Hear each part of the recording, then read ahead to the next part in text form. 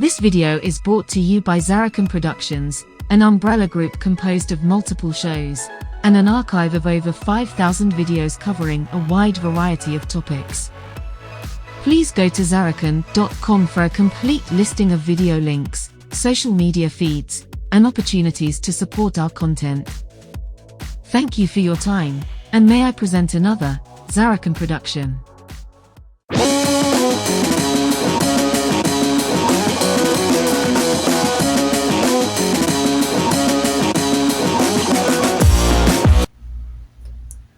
You watch the sunrise for a little bit longer until it's time to go, and she looks down at the teddy bear she's holding for a long moment before walking back to the bench and seems to think about something for a moment.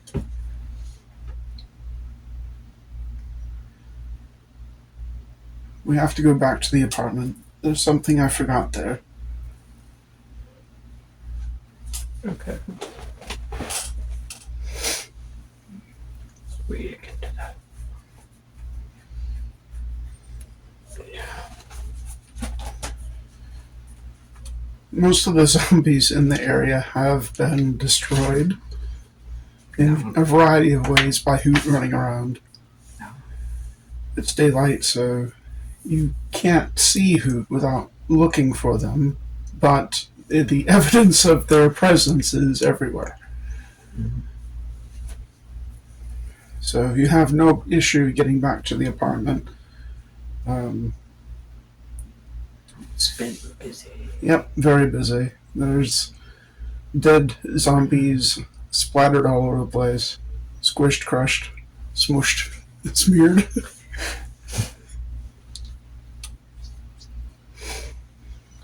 You get back to Eckert 645, back to the tiny little paper town that she lived in for all those decades.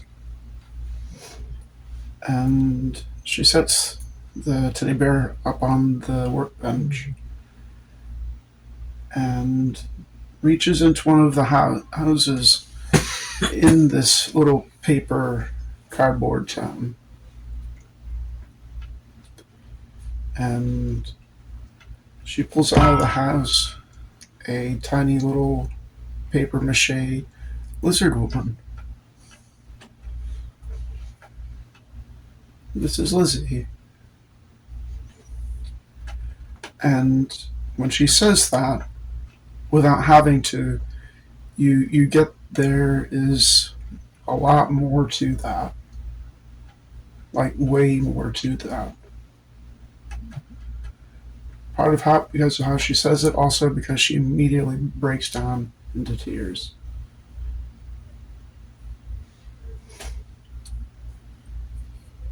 Kind of.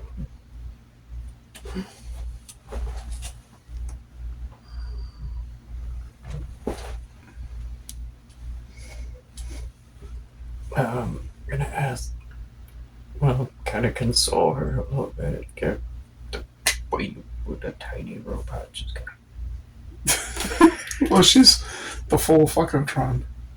Oh, that's right. We went the whole Fuckotron. Fuckotron. Fuckotron 4000. Gonna make it feel good.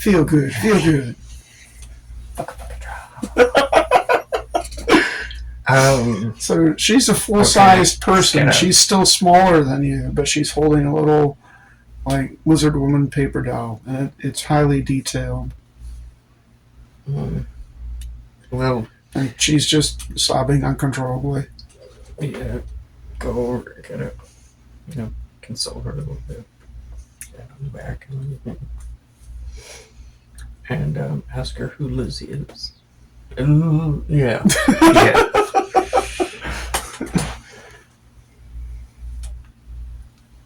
Or, well, maybe wait till she is done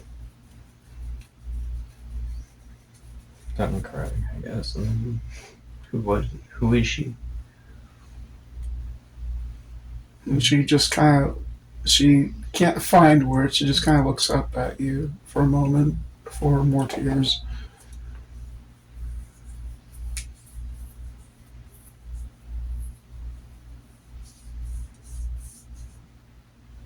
Still gotta console her. So just gonna sit with her through it.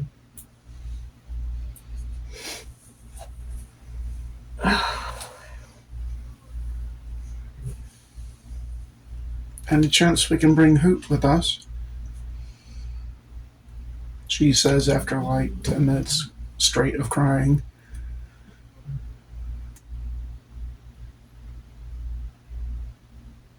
Oh, yeah, I mean, I kind of was hoping we could.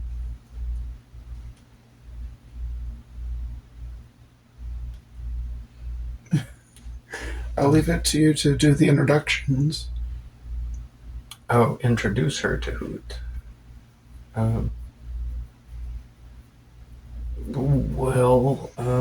Okay, so I guess, assuming Hoot is outside, we didn't exactly bring him in. Well, currently you don't know where Hoot is.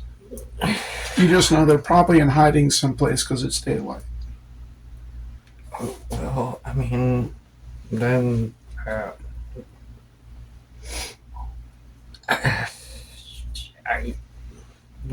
like, introduce Hoot to Mercy? Like, that, I mean, okay, I've got to recall where we're, like... Okay, your last interaction was Hoot. Was that... coming here to get Mercy, or to find Mercy, save Mercy, do the thing, and then, I mean, do we have, like, a set place we're going to, or... Yeah, you're going to the YGS factory. The last episode ended on her saying that we have to go back, that if there's any kind of residual research at that research place, not the one you came from, but, yeah, but the one. Other one, the YGS factory on Lacanus, which is the planet you're on. Okay. If they have any residual research about her or the technovirus, Okay. then she wants to go back there and make sure it's completely destroyed. Okay. Because her big thing last session was that she got to see firsthand the carnage of what a previous version of her did. And yeah. Okay. So we're kind of doing the thing then. they seem to be pretty effective at killing zombies. Yeah, well, I mean, that is what they were engineered to do, pretty much.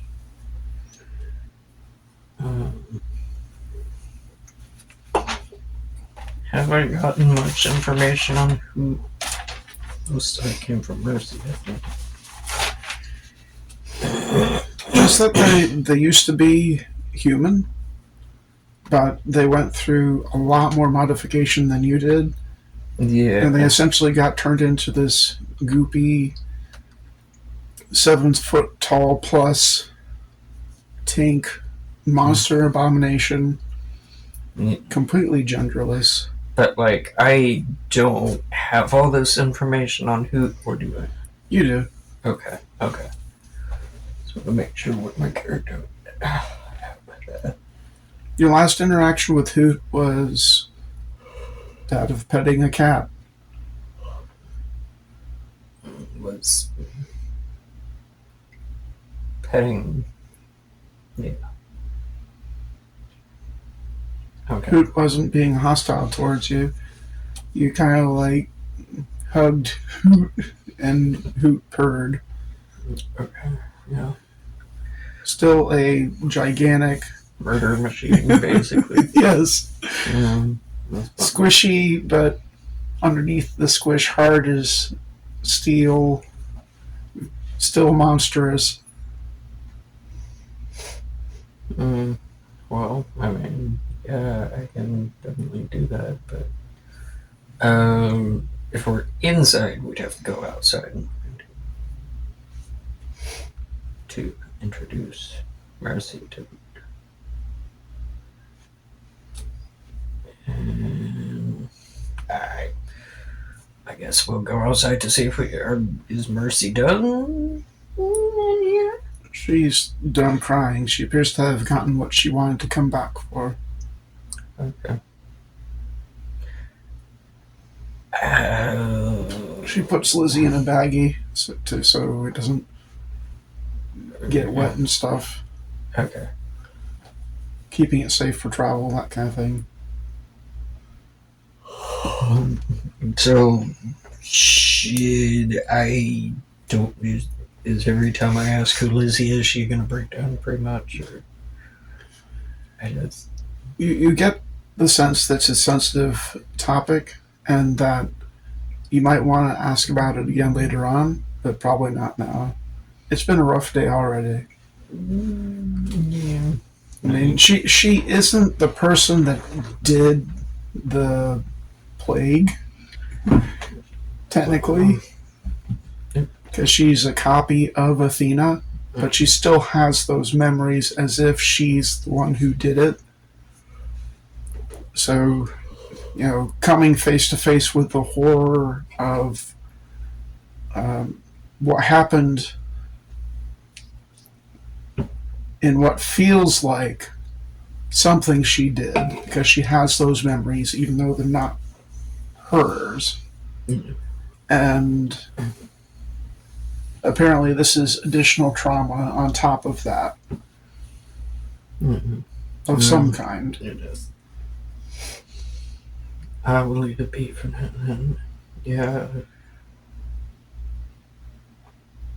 Ask her if she's ready to go, and boop boop boop. Boop boop boop boop boop boop.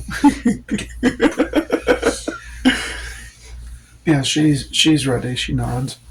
Okay. Well, then I guess we can go outside and find old Hootie. All right. Well, draw your hand. I shall. Yep. Shuffle. Do a shuffles. Oh, God damn it. Okay. That's unpleasant.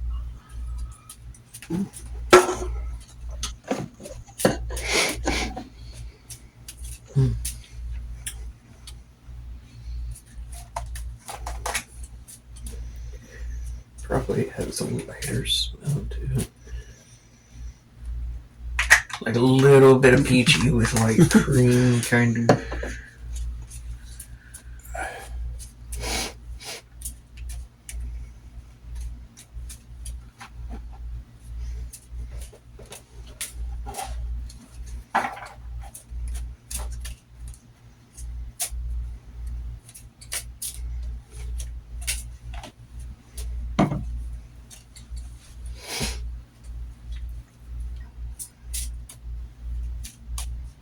I'm assuming you told her about your last interactions with Hoot. I don't remember. It may have come up at some point. What you would have told her is that there was a point where Hoot left a ball bearing for you, and then left a squirrel for you, and then a gigantic squirrel, so you had like squirrel steaks. And then in fact, I got the squirrel helmet still, so I'm running around with a goddamn squirrel helmet looking all fucking goddamn wasteland fucking Road Warrior. Yeah. And there's also the part where you found Hoot on the way to Alice City on Route 79. They were underneath a truck, I believe. And you're like, hi, Hoot. And Hoot was like, here's a ball bearing. Yeah, well. And when you got to the city, you were able to find Hoot and give Hoot Snoop Boops and snuggle hugs. It's and Hoot kind of reciprocated by leaning into it. okay. Well, then it's as long as Hoot isn't going to tear apart the living sex doll. We are 5, 6, 6. 3, 1, 2, 3. I keep forgetting. Oh. You can probably get rid of that now. You won't need it anymore. She's just pointing to the headset stuck in your ear. Yeah, gonna. Oh. Pop. Just gonna. That can go away. I forgot about that. Okay. Well. You can erase that from your inventory too. Yeah. Could have had, but that would be nice to.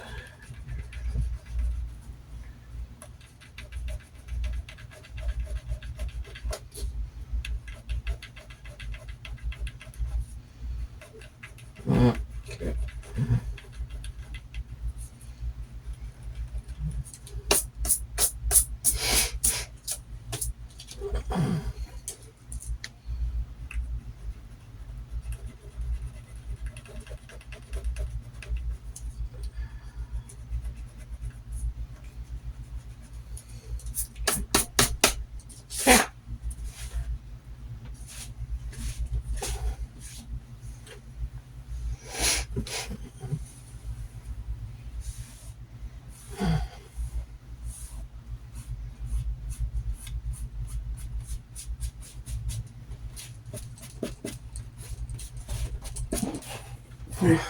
Okay.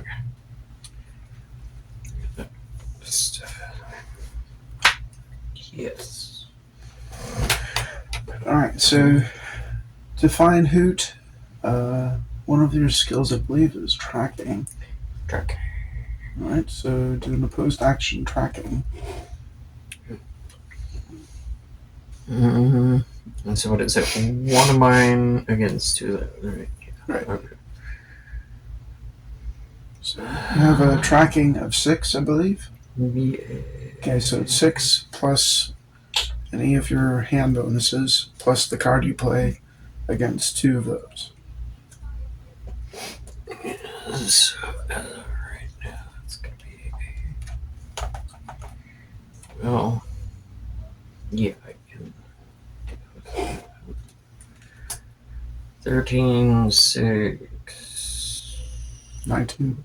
19, 21. Okay. Against 4 and 2. Yeah, I think you beat it. Overwhelmingly so.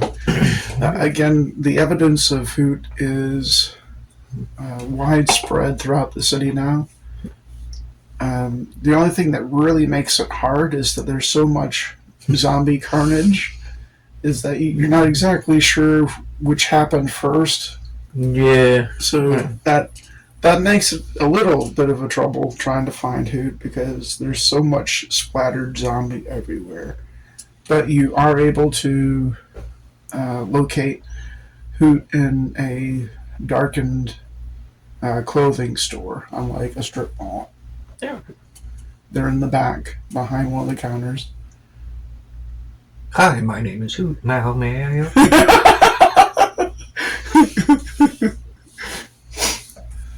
Can I interest you in our member saving card? No. Can I devour your face? Also no? No. Oh. Alright, have a good day.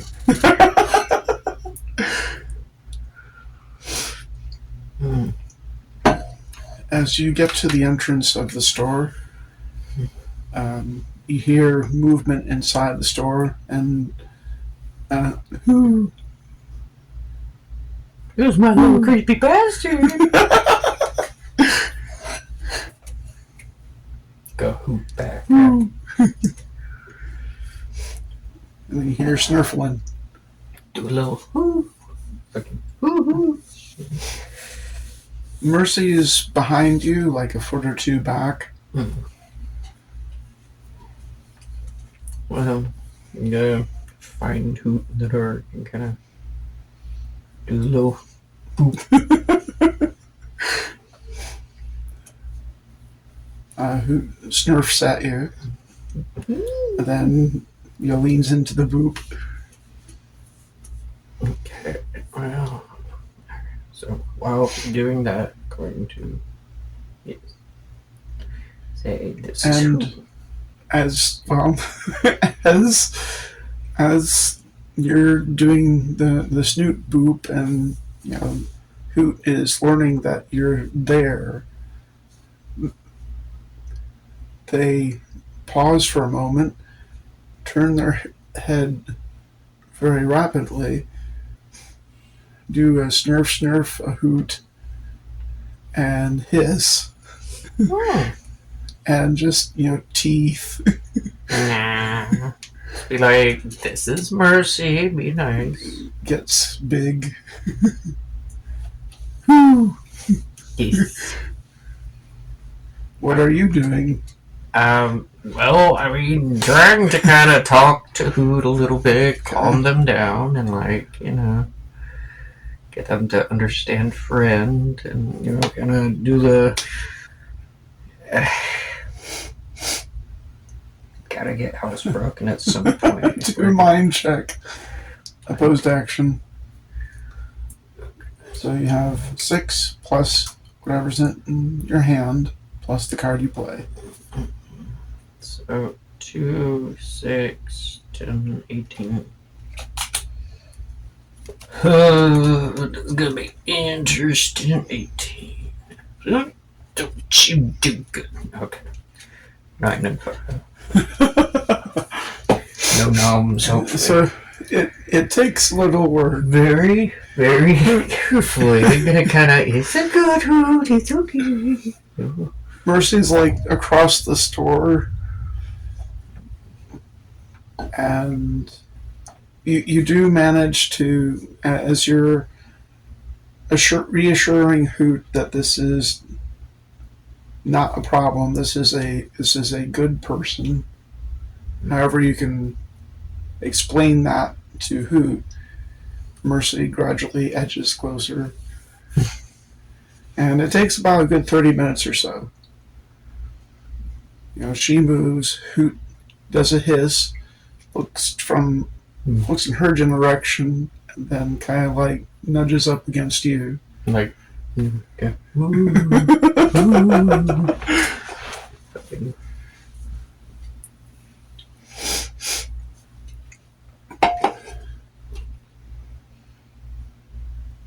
Speak the language of the feral beast.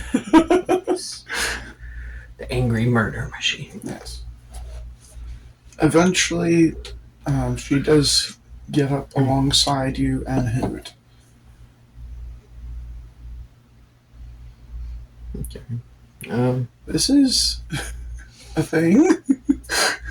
Yeah. This is, she like boops Hoot. Hoot inhales, but then kind of like does the boop thing. Okay. And then does a snurf, snurf, snurf, snurf, snurf, snurf, snurf, snurf. Like it's trying to learn her smell. Okay.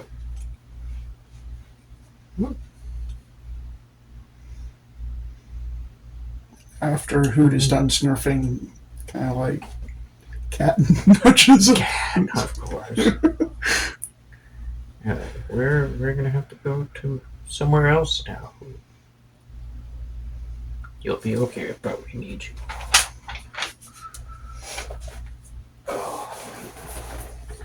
Alright, so we are somewhere in the city now. Well, let's pause for a moment.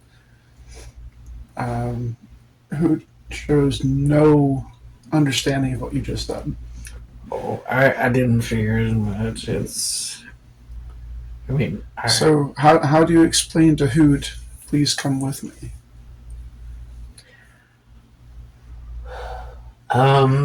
Going to start walking away from Hoot, but then, how do I put this? Gonna go like 20 feet, turn around, go, woo! Well, And see if Hoot does it. first off, it's still daylight. Oh, still daylight. Well, then, yeah, in that case, okay, yeah.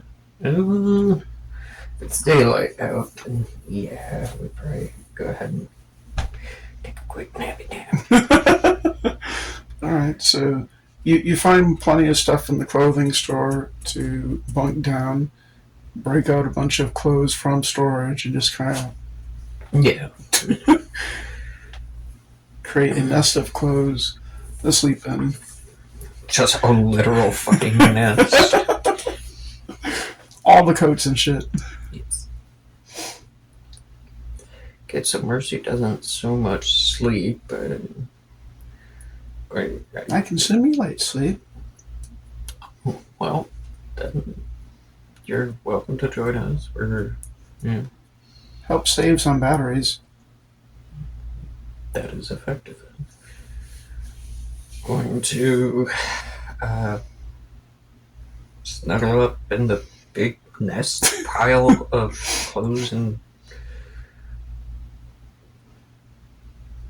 sex robot and modify genetically engineered killing machine.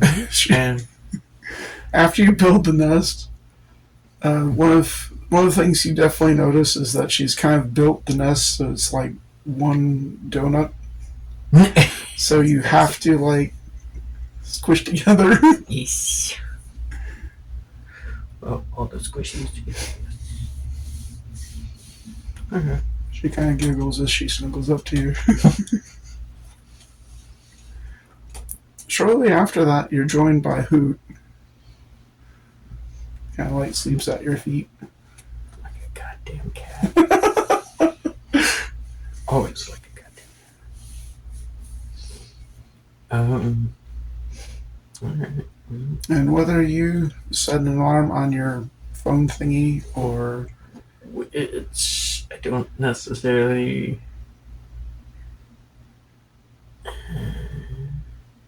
Can Mercy set an alarm on herself or something?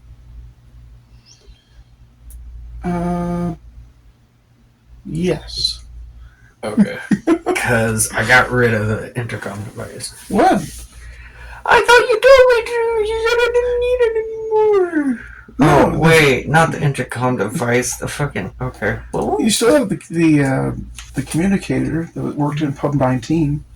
okay. The little phone device. The thing that you got rid of is the headset thing that she was using to communicate with you prior to leaving the pub. Okay. So I'll write that back in.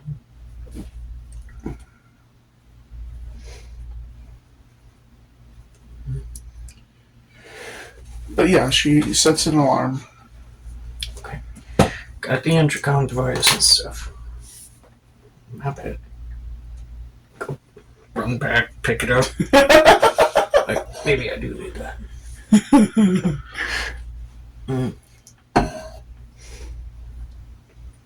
Well, And you wake up at sunset. You know, the sun is going down again. I kind of start getting my stuff together and get up and around.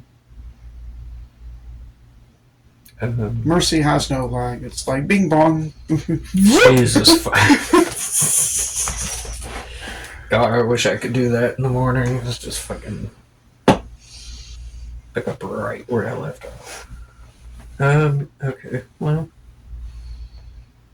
Hoot is awake, I think. Yeah. Okay. Well, then, yes. They're kind of just at your feet. The freaking demon cat.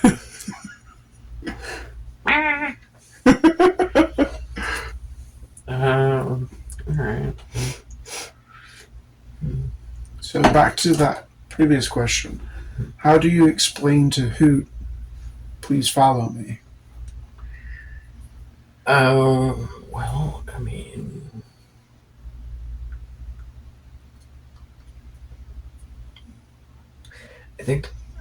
how I would do it is probably, we get our stuff together, kind of ready to go. And then, like, kind of...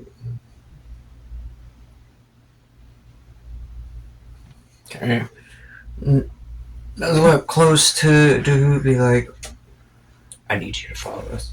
And then... gonna kind of, well, I mean, okay, like, we're going to go, we need you to come with us, but since Hoot can't really see and can only hear, smell, and feel and stuff, it's like, I mean, the best way for me is to just go like 20 feet, then back at it, at them, and then, Hoot's back. Come on!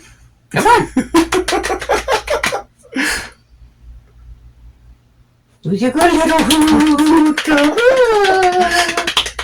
Come to mommy.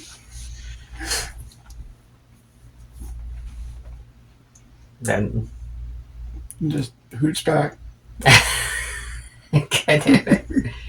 Okay, I know. Gotta throw a ball bearing out the fucking store. How about that? Still have 44 of them fuckers. I don't know how to get the point across except to just do and like do a mind check, opposed action. I'm gonna end up with no good card. Based off of mind checks, Queen 12 is at 6 plus 12, 20, 20. Okay, 13 beat by 7. Okay. So it takes a little. It's effectively, just trying to train. You throw stuff, Hoop's not really understanding. You try to talk, Hoop doesn't understand. Finally, you walk up to Hoot and kind of like take one of his hands. Then just gently lead them out, and they just happily paddle. Oh, it is a freaking cat. Hooting occasionally, sometimes making Hoot purr sounds. Giant murder machine at my beck and whim, my beck and call. It's adorable. Okay, well. What transpires next is about 30 days of travel. Because Hoot can move very rapidly, but can only do so when it's dark enough that they're not hurt by the sunlight.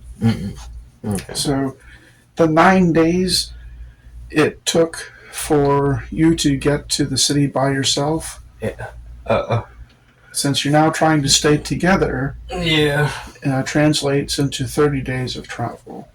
Okay. We're going to do a thing that we haven't done before. Yay.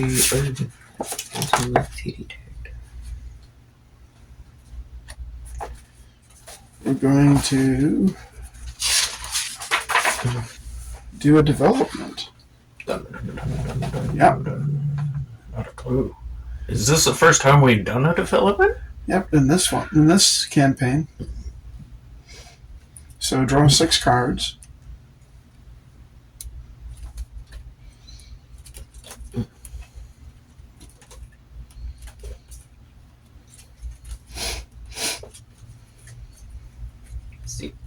Okay.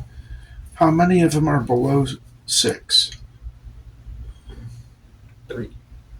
Okay. Are any of them a joker? No. Okay. That still works. Alright, so write down knowledge, Hoot speak 6. Huh. Because what happens over the next 30 days is that between you and Mercy and Hoot, you work to understand each other. Because you have about 5 days, 5 hours of dark enough for Hoot to safely travel in before it starts becoming light again. So you have a lot of hours during which just kind of fucking around, yes. Gotcha. Staying safe where it's dark. So talking to each other, playing games on your thing, playing games with Mercy, talking to Hoot. Okay. So it's through these interactions that you both learn how to communicate with Hoot. Okay. Cool. Now, like I mentioned before, Hoot does not have vocal cords. What they left Hoot with was lungs and the ability to hoot. So, talking for Hoot is hard. Difficult to say the least. Very hard. Because any discard pile. Yeah, let's go in the pile. So anything Hoot can say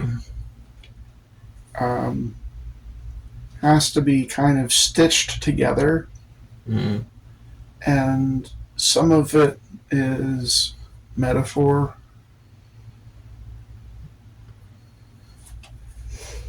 Okay.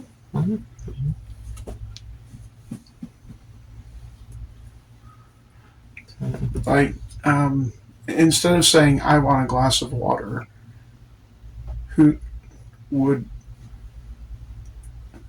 explain that, not with those words, but want wet. Okay. So that's the kind of limitations that Hoot has. Now, something that you realize through this is that, contrary to what Yellow Jacket Systems said, Hoot is not just a dumb creature. So there is intelligence in her. And her name is Sarah.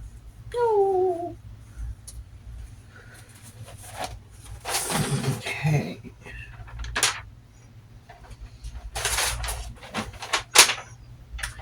Okay, so Hoot is a she, her? Okay. Again, this creature's physical form is genderless. No tits, no dick, no vagina, not even a butthole. They're essentially a air plant. Like a closed circuit kind of situation. What you learn through the files, I believe, is that essentially she absorbs nutrients through her skin. She doesn't actually breathe. She just sucks in air to do the hooting. Okay. So she has no digestive tract. See, what happens with, like... Okay, I'm going to use this example because this is the main way I learned about it. The Velociraptor has, like, not so much a vocal cord, but like a chamber within, and it's like they, kind of resonate through it with air and stuff. I figured that's kind of what was going on. It's like, for lack of vocal cords and anything else, you can just run air through it and try and form different sounds with it as you, but yeah. That's probably better. And what with the limitations that she has, and you now having the time and to kind of have the curiosity and interest of taking a closer look, you start to notice that she does a lot of hooting, but there's variations.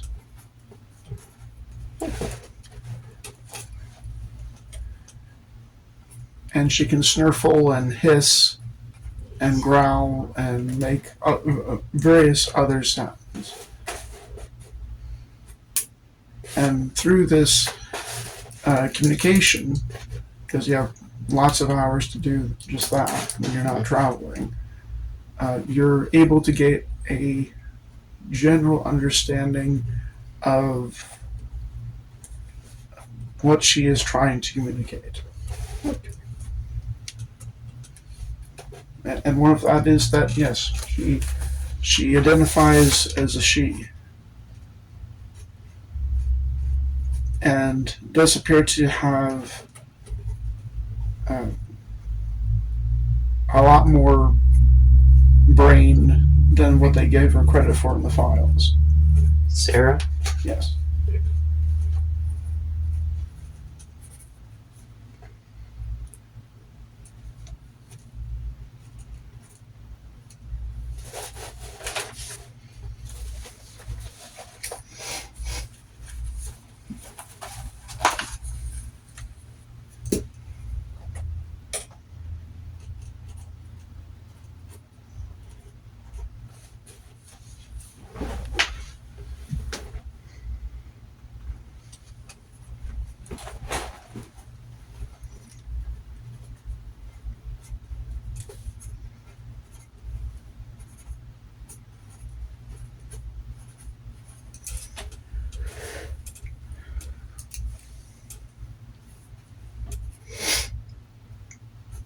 So you have a lot of time to talk to Hoot.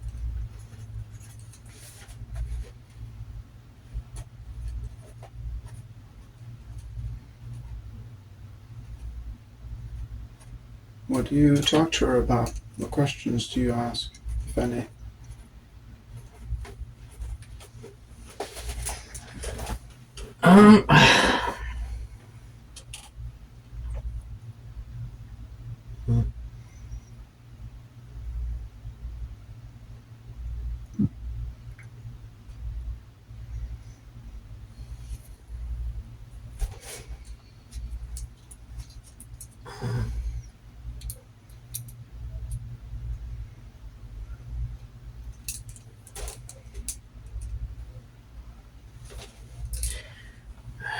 It's hard to do two conversations at once.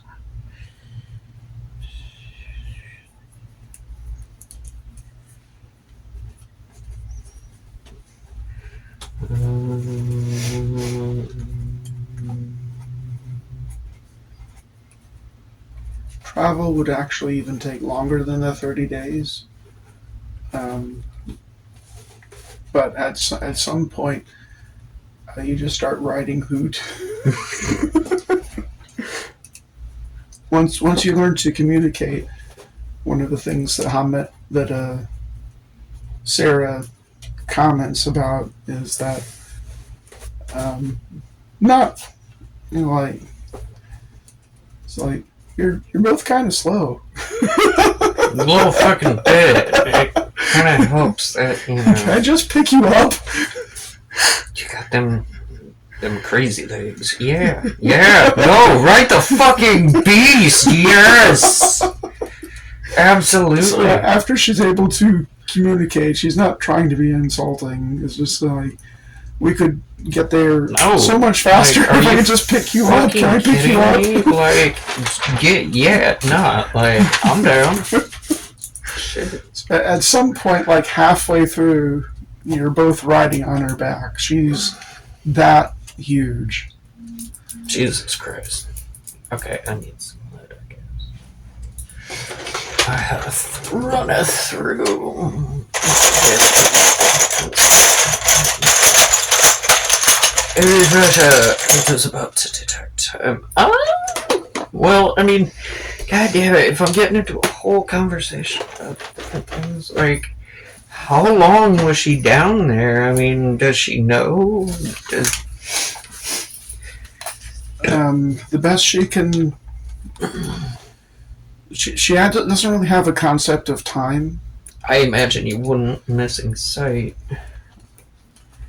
Pretty integral to the passage of time. From your conversation with Sarah, the impression that you get is that this is somewhat similar to Mercy in a way, but Hoot has no memories beyond the lab. Okay, well, they probably did get rid of her memories in order to make her a more effective killing machine. That's what I would do. You get the idea that what they did to her erased the previous person, and that comes as no surprise considering these significant changes. I mean, whatever the Like, memory this- didn't automatically. The only erase, semblance they who probably has didn't to formally being a human is that she has 2 arms, 2 legs, and a head. So she's humanoid, but gigantic, alien, monstrous.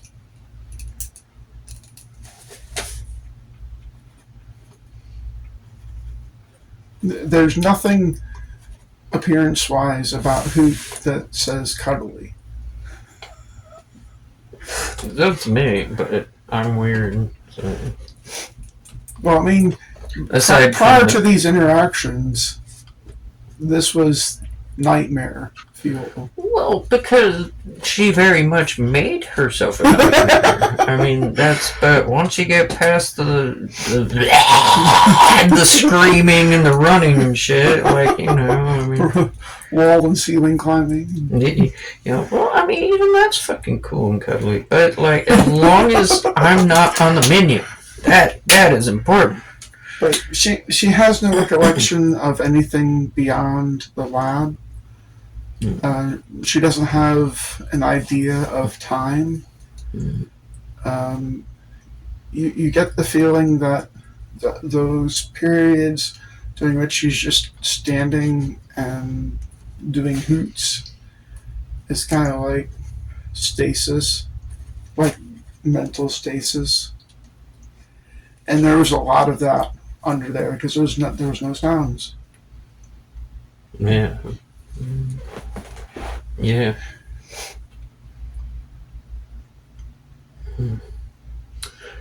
Well, I guess she doesn't have a favorite snack she can't eat.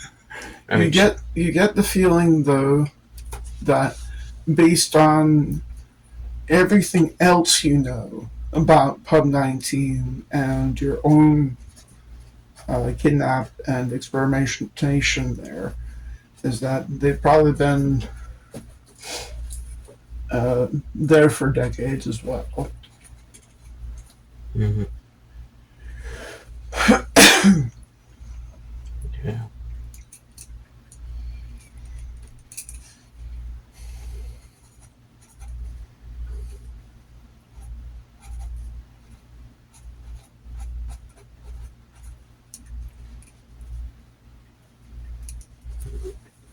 Mm.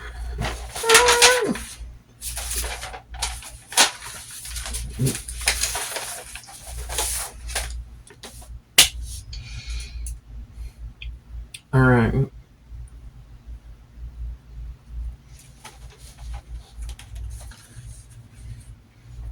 Man.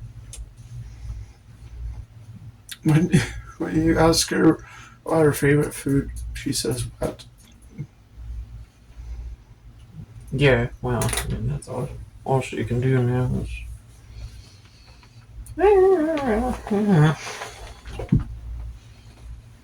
Shit gets absorbed. So, yeah.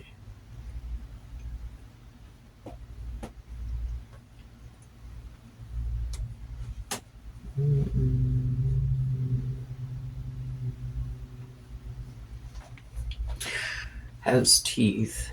Can't so much. No, I'm on things. Close system.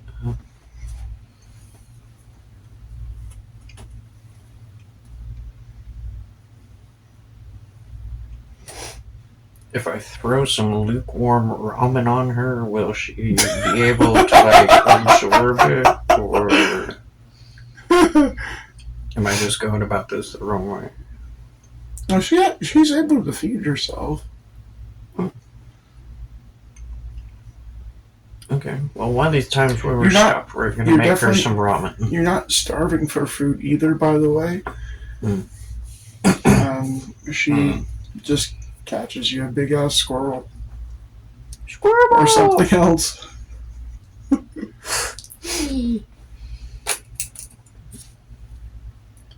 So, towards the end of the night, the time that you're able to travel, she just catches something, hauls it back to wherever you're going to take shelter during the daytime, and you eat that for the day.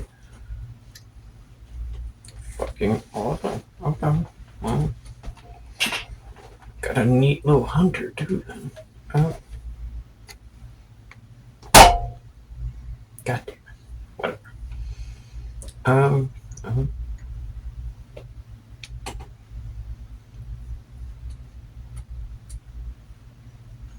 When she doesn't feed on water, she feeds on kind of like the blood from the things she kills. Can I get her some water and some like ramen then? I mean, I want to be able to feed her some ramen because like if she's gonna fucking keep eating dead shit, then like I mean, if it tastes good, cool, but like try some fucking ramen. Like, she's not able to do anything with the noodles, but she can like stick her hand into the broth. And during the hours that you are sheltered, during a period of time, the broth kind of like diminishes. Okay, cool. So she is able to absorb liquids, any kind of nutrients in liquids. Okay. Wow. Keep a little spray bottle nearby, and a little misting bottle, just kind of. Sarah treats. She enjoys that.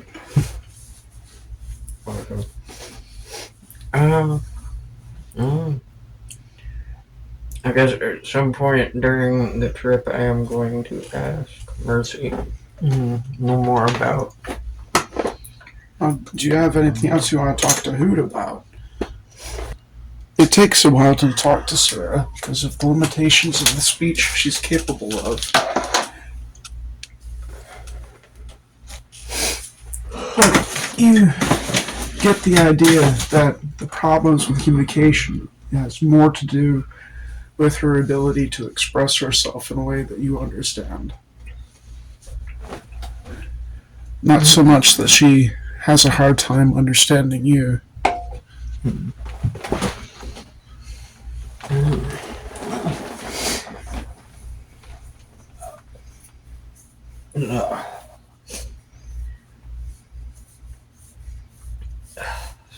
To add on to your question about how long you've been there,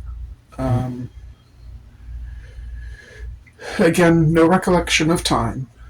She doesn't know what day it is. She doesn't understand what a day is.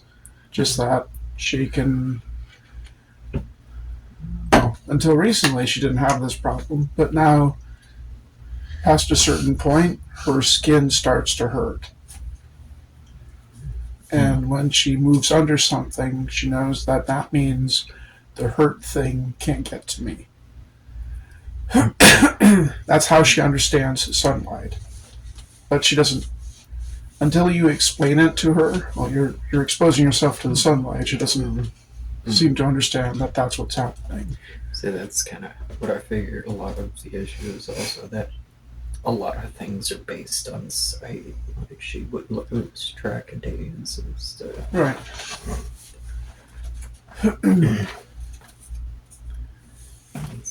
From her description, the sounds that you would take to mean the people working in Pub 19, the sounds would hurt her. Okay. And that she associated sounds with I'm going to be hurt. Gotcha. And all sound is bad. Oh, well, that is a fair fucking assumption, given... Okay, and that's why whenever I didn't hurt her...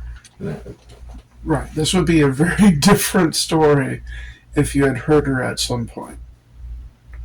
Alright, well... But you never did. But I didn't.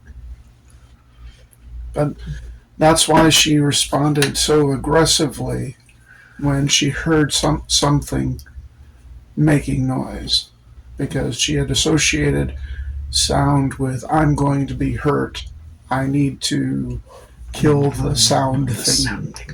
Yes.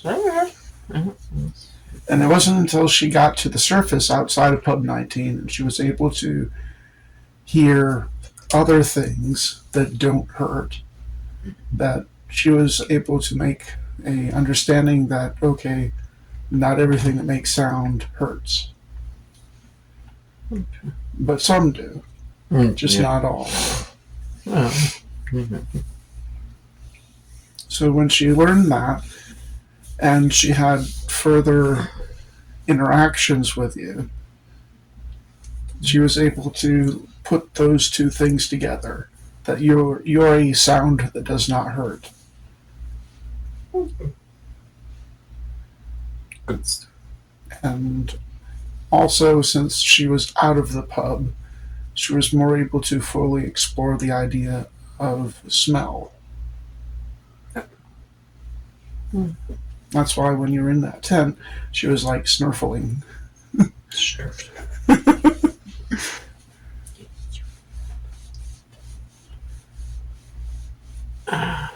Well,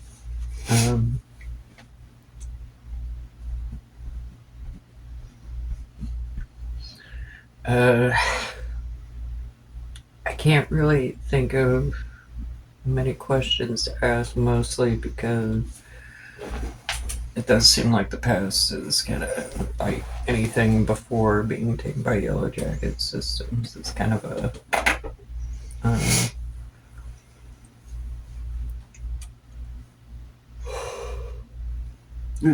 Yeah. the one. In fact, the name Sarah is from her file previously, and the reason why she chose the name Sarah is probably because somebody mentioned it. Okay. Yeah. She knows the sound Sarah, and it was used interchangeably with patient 1152. Okay.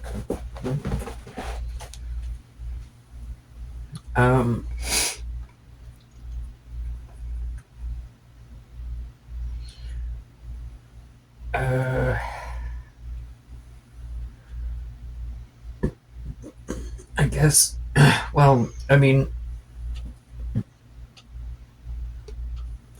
it's like, I know that she is happier. Yeah, I guess. I mean, she hasn't murdered both of us violently yet, so, obviously she's not, she's happier with us, but, like, it convey kind of, is it like, are we home to you, kind of? Like, I mean, if all the previous memories have been wiped, then it's basically just. I was going to ask her something about where home was, if she maybe want to go back, but then so the question became, well, I mean, is this home for you? Like, are you okay with? She likes being with both of you. Okay. Well, I mean, she doesn't really understand the concept of home. But that, if you explain it into her way as being a place that you're fond of, the place that you want to go back to, her response is, I'm homeless. Yeah. Well, she doesn't have a place that she necessarily wants to return to. Definitely not Pub 19. Yeah. Well, I just. But she's happy to be with you. She snuggles up with both of you. She lets you boop her snoot. Rubs against you like a cat.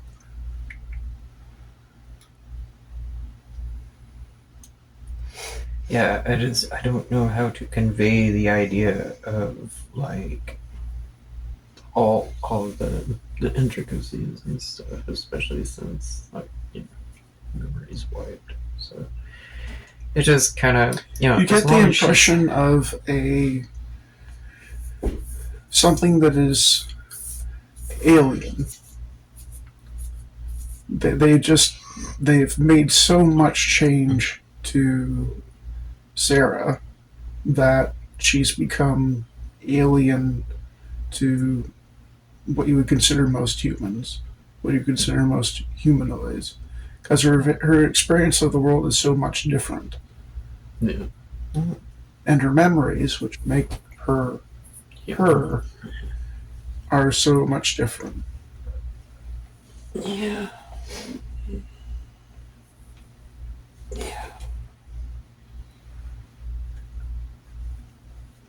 Mm.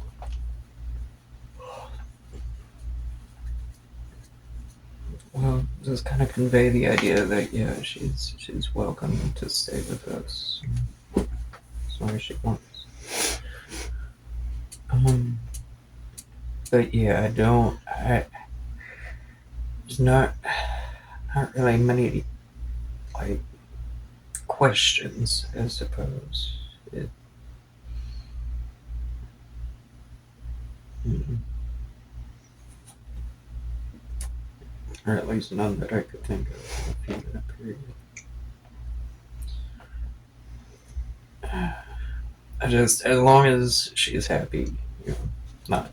I mean, like I said, she's not murdering us finally, so I think we're good to go. But I just, She does ask some questions of her own. Oh. Like, do you know who I am? Why did they do this to me?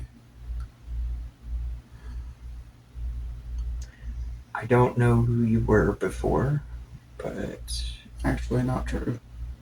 wait, well, okay, well no. There was, when you were doing research in that computer lab, you did find some details about patient 1152 Hoot, and she was Sarah. I forget the last name, but Sarah was actually a prisoner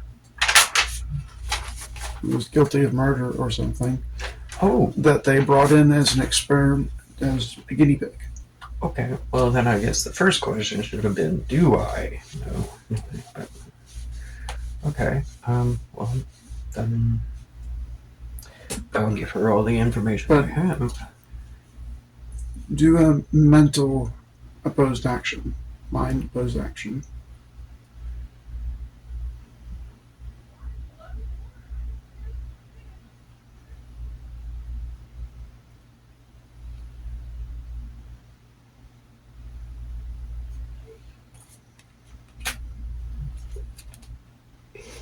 One. Oh, okay, cool. Got it by 7. You think about it for a moment, and you come up with 2 different answers. The first answer is, what you got from the file.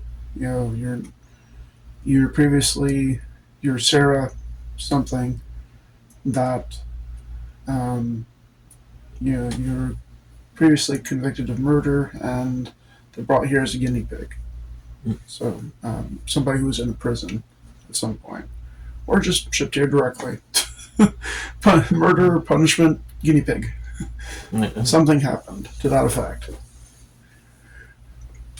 The other answer that comes to mind is you're Sarah, in that, Sarah Hoot, because there's nothing left of that previous person. Yeah. Which do you tell Sarah?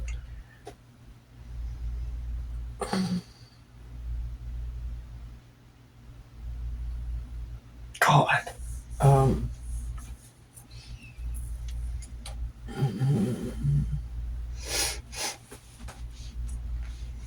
And so explain who she was. Mercy is sitting nearby, just watching and listening to you both talk.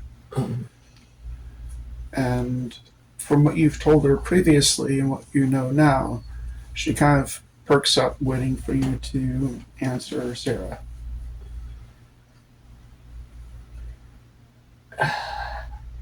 So it's between tell her she was a prisoner sent to basically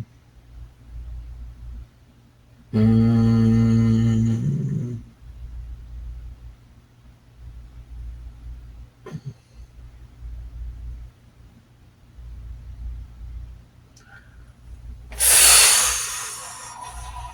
Well, God. Basically tell her that she is who she is now, or give her her past before all that.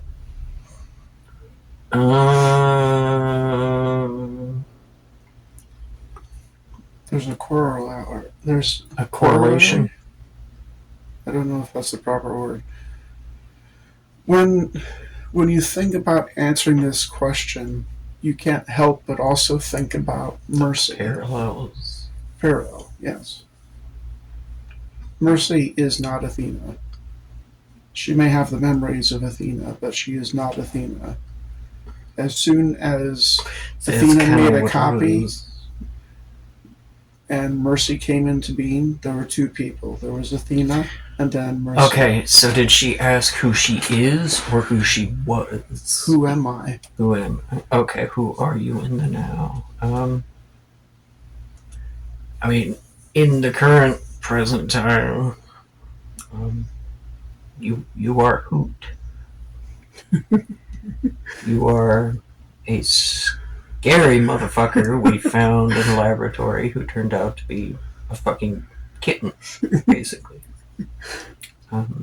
This seems to please her. She gives what for her is like a giggling purr growl thing and kind of nudges against you.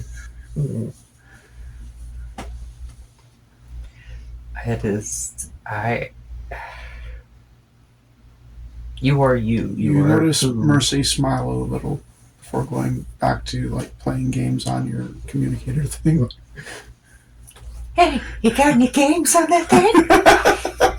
God damn, that took you all 2 seconds. Sorry. Yeah.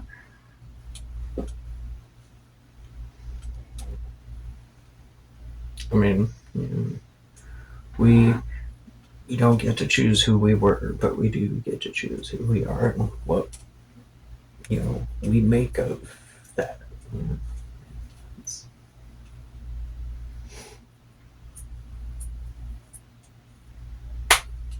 Yeah.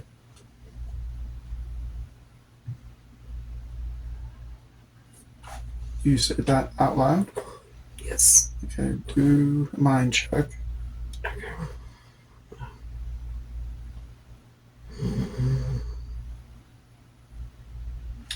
One won't make all the difference. Or wait, what am I doing? Okay, 8, 6, 3, 8, 6, 3, 9, 8, 17. 17. Cool. Got it by 8. Okay. You notice this out of your periphery. You have to because you're looking at Hoot, Sarah, talking to her. You see Mercy faintly smile and like a tear, and she's kind of like rubs that away. Goes back to beep booping.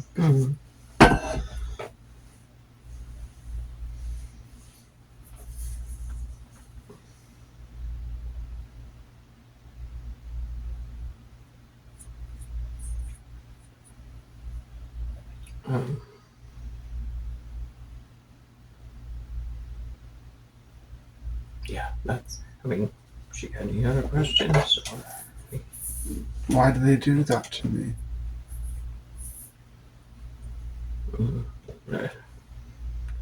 Yellow Jacket Systems doesn't seem to care about anyone but themselves, and even then, that's questionable.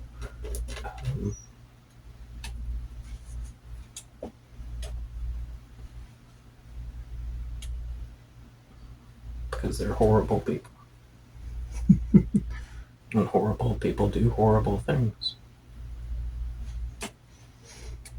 That's I don't understand the logic or reasoning behind anything of what they do, except that they're greedy and power hungry, and this is another way of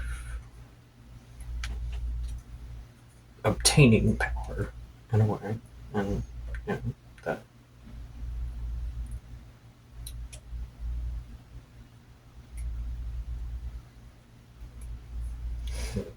I mean, they're cruel in what they do, but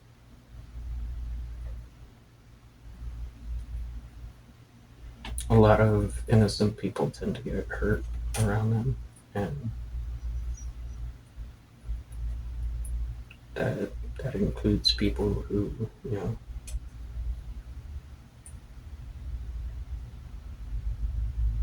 may have deserved something, but there are fates worse than death, and these people have a tendency to show that over and over again.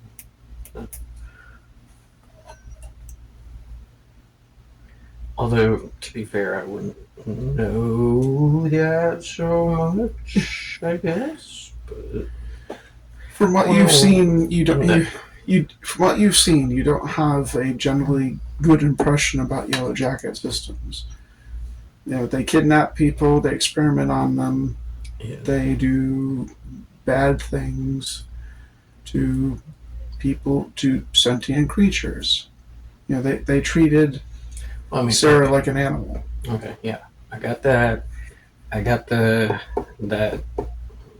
Okay, well, okay, never mind. I was gonna say the zombie outbreak, but that was Athena. Not going there.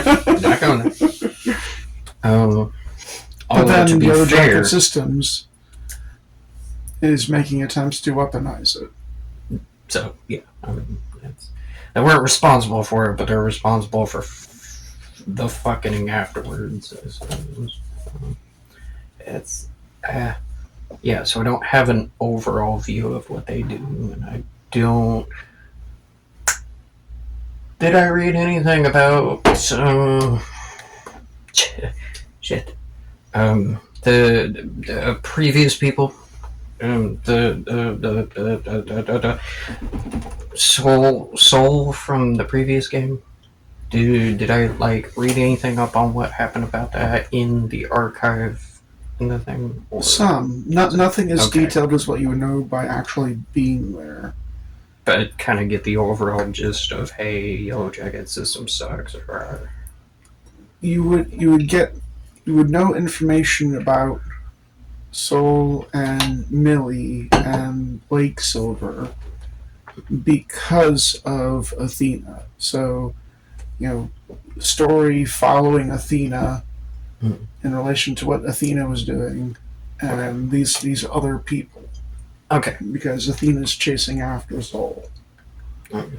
And Yellow Jacket systems. Athena was broadcasting it on the planetary TV system. Remember, it was like you were riding in the car and it booped up on the radio screen. Yeah. So there would be archives of that kind of communications all over the place. Yeah, that's right. Okay. As part of the zombie outbreak. But I do know that Yellow Jacket systems kidnapped me and put a thing in my head and set me in a tube in a freezer at the bottom of a fucking planet javelin and left me to die. Okay, well, and I mean, I can. It's kind of like when you watch the Alien movie and you see the Weyland-Yutani, and it's like you get the idea that these motherfuckers are probably not great just from the 5-minute interaction within the first few minutes of the movie and shit. It's like, oh, so these people are assholes. Okay, so yeah, that's what I say. I think I have enough information to put things in some kind of cohesive order. In my head. So yeah, basically they're horrible people who seem to do horrible things to people because that's what horrible people do. And yeah, so she doesn't ask this next question as directly because again, problems with communication. So, in a roundabout fashion, she kind of asks the question, why are you different?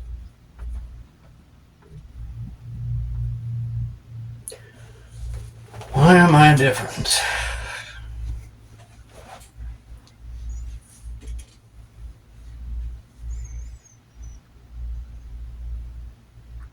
I really don't know the why of it. I just don't see money and power and control as the bottom line to things. That's not what my goal is. I mean, we are not to get too, but like we're born into a world we hardly understand. The things that are here were here before us, and they will be here after us. It's not up to us to control everything, and I don't see hurting people as conducive, or whatever that word, Conducive? Conducive. Okay, so it was about the right word. My brain's doing things. But yeah, it's not conducive to, the continuation of things. And I'm just a very small part of everything going on. I don't see causing pain as productive. I'm just gonna set these here because I can't stop fucking with them. She then asks, kind of like tilting her head towards Mercy, she is not you, but also different. How come?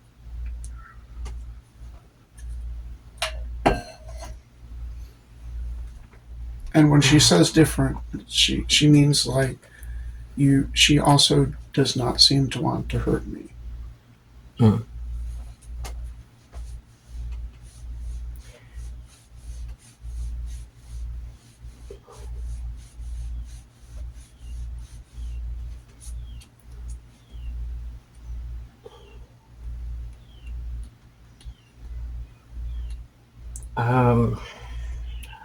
Put this gently.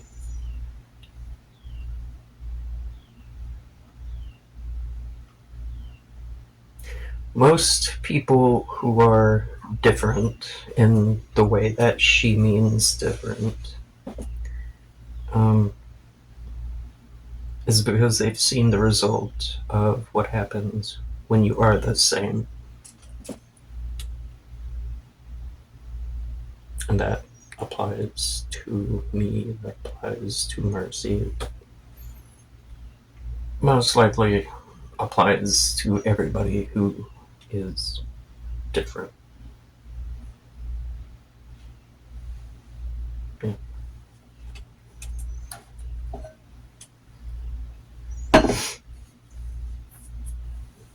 Just get my hair out of the way entirely. It keeps fucking with my dead.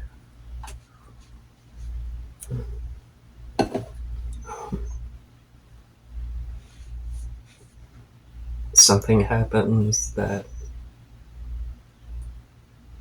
makes people not want to cause any more pain.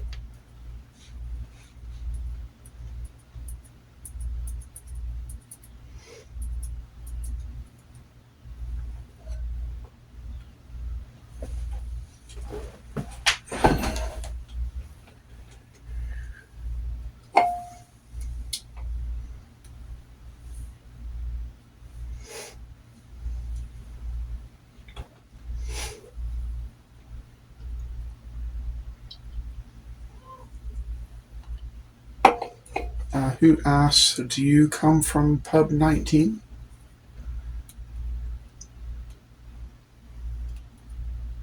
And when she says that, you're pretty sure that's not what she means.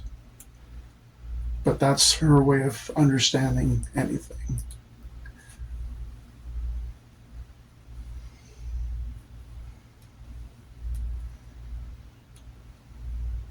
I came from there, but I'm not from there. I was trapped there. I don't belong with them.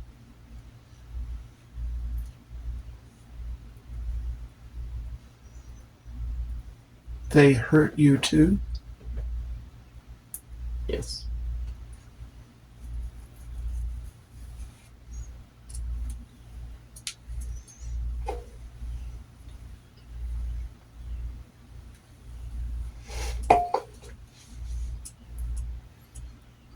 The people who run that place are from Yellow Jacket Systems. They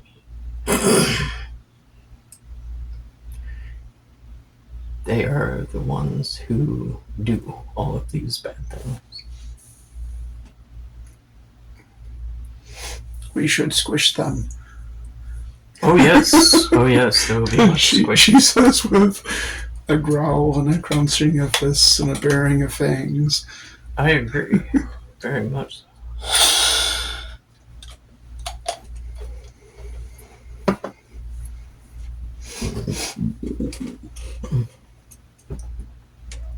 Where are we going?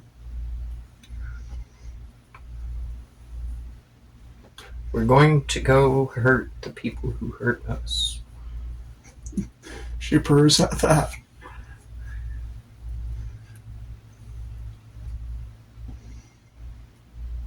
I don't know what we'll find, but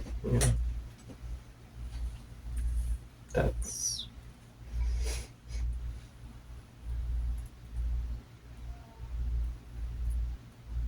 gods. Am I even remembering right? We're going to the factory. Why are we going to the factory? To get off the planet, or are we trying to? I know we're trying to get off the planet. Shit. Brain dude. Brain stuff. God damn it. We have to get off the planet. We have Hoot by our side, but I don't. Shit. Well, you're going to the YGS factory because that's where Athena originally came from. They're doing research on her there.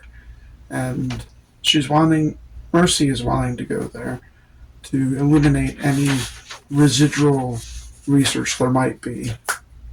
The technovirus thing? Right. Gotcha. Okay. Because Pub 19's already fried, whatever, toast.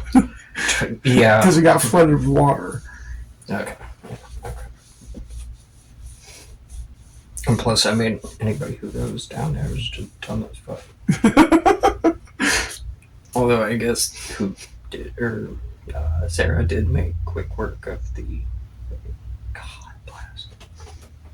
Yeah, the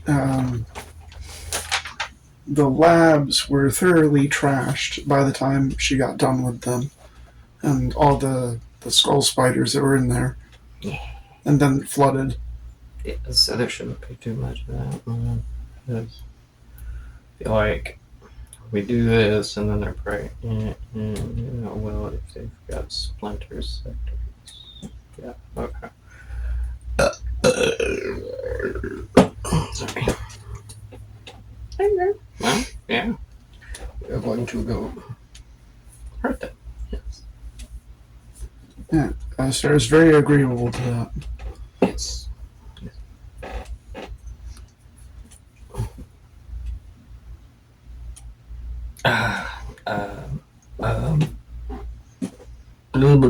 Words. Yes. Does this make you have any further questions of your own?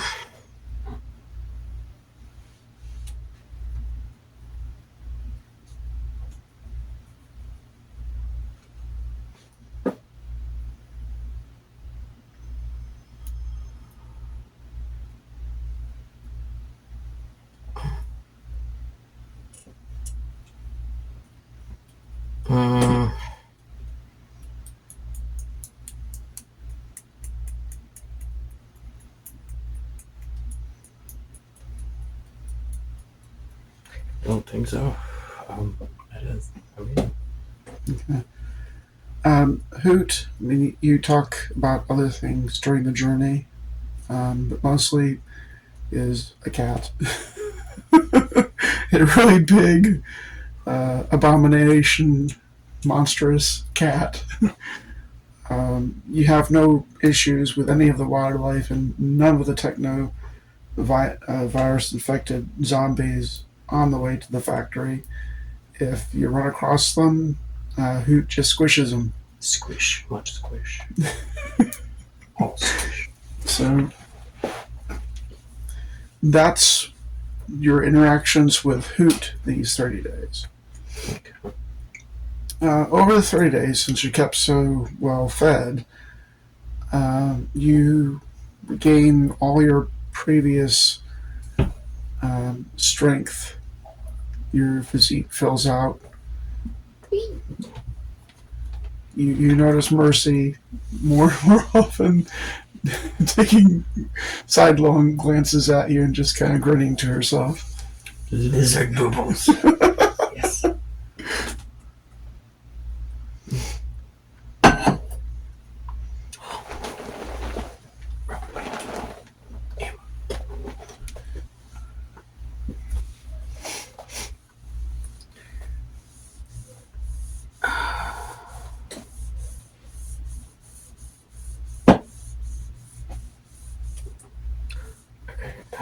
So She doesn't need warmth, but snuggles with you in the evenings. I'm happy to snuggle. With all my murderous companions.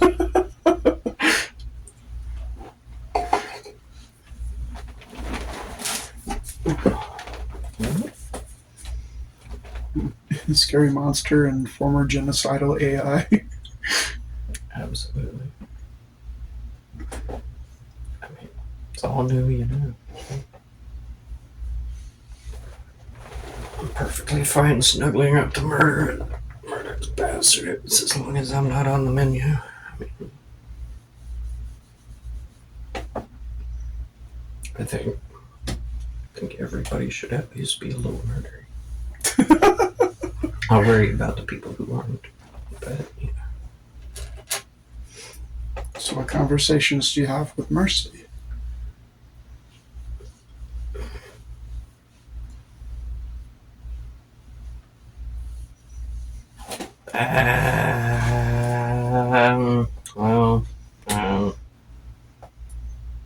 Make sure.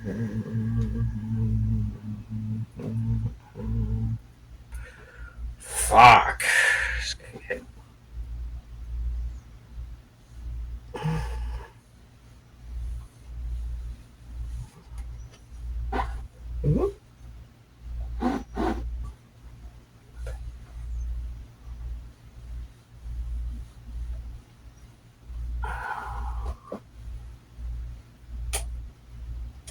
Check.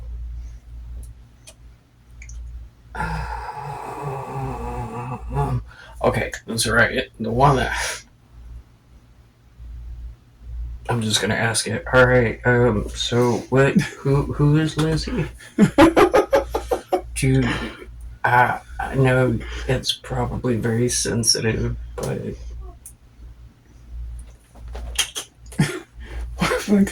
before you ask that, what I've been kind of been hinting at is, do the two of you make out at some point?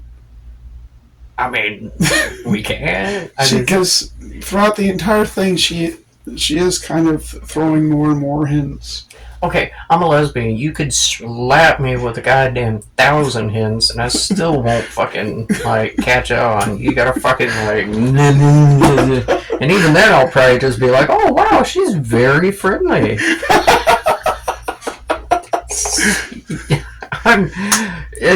The whole ASD thing, like hints, just kind of like. Okay, well, smooth brain, no thoughts. Prior to that, kind of like smushed together during one of the times that you're, not in the sunlight, and just talking about whatever.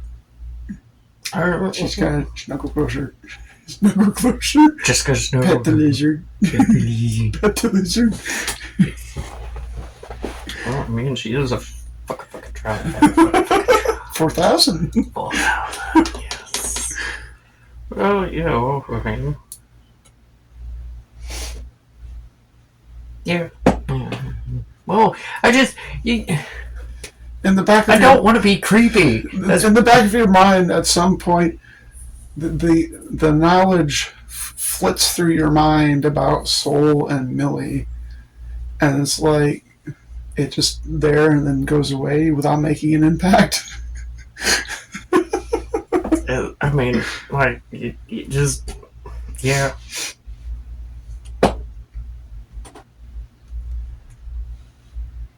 But yeah, it's just random lizard sex robot smooching. And then they kiss. And you kiss. Yes. At some point, you're just being oblivious. I am proudly oblivious to most of what's going on anyway. So, yeah. And she just kind of giggles at one point. Can I make out with you? She just asks you if she can make out with you. Fucking right. Just yeah.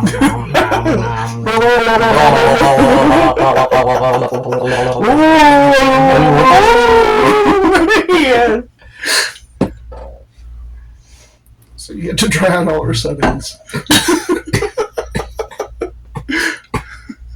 Okay. I have some amazing features to show you. I have such sights to show you. Okay. Are we going to hell? Maybe. So over the 30 days, this becomes a very close. It's already been becoming a close relationship. It comes that much closer. So I'm guessing after that's when you ask about Lizzie. Yeah. Well, I mean, I don't. Yeah, I just don't catch hints very well. I'm sorry about that. At some point, she comments, I guess I'm a lot like my mom.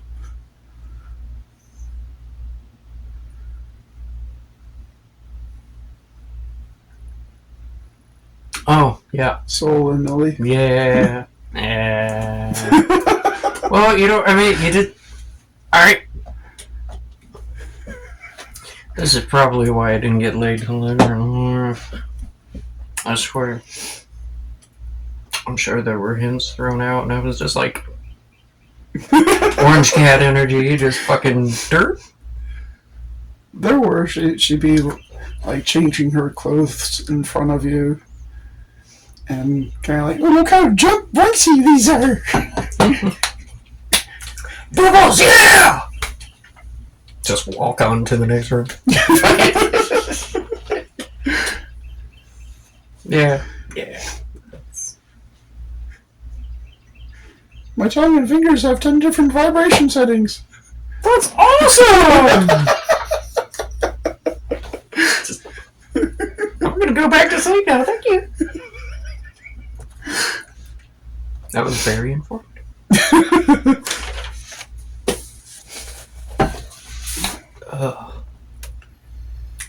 So, yes, after...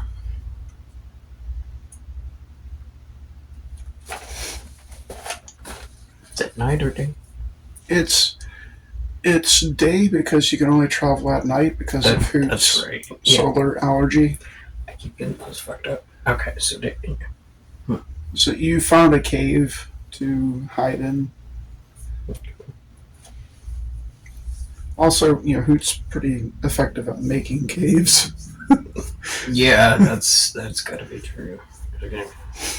At one point, Hoot actually just stacks a bunch of cars on top of each other to have like a car cave. God. It's good that Hoot is on our side. Very good. But at one point, while you're holding Mercy, and there's a definite size difference. You're like, here's her head, here's your head. Okay, so she's about booby height. Yes.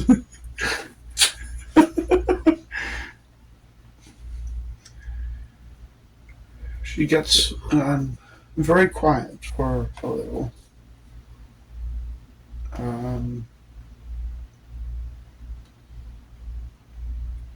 They experimented on me much the same like they did with Sarah, just in a different way.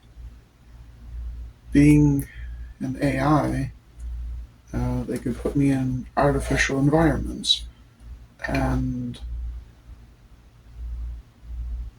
do things with time dilation. So they could stretch 5 minutes out to be 50 years if they wanted to, and put me in a variety of scenarios to see how I responded to those scenarios. Yeah. Violence against myself and others, torture, loss, grief, happiness, just whatever they could think of, they would fuck around with. And with time dilation being one of their tools, they could make one of their days stretch into hundreds of years. And they would do this for a while.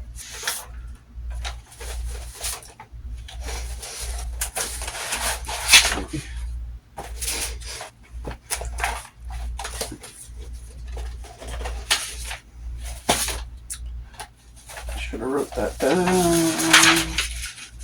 Let's see.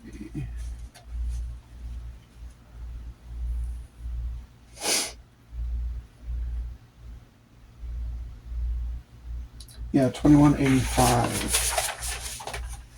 So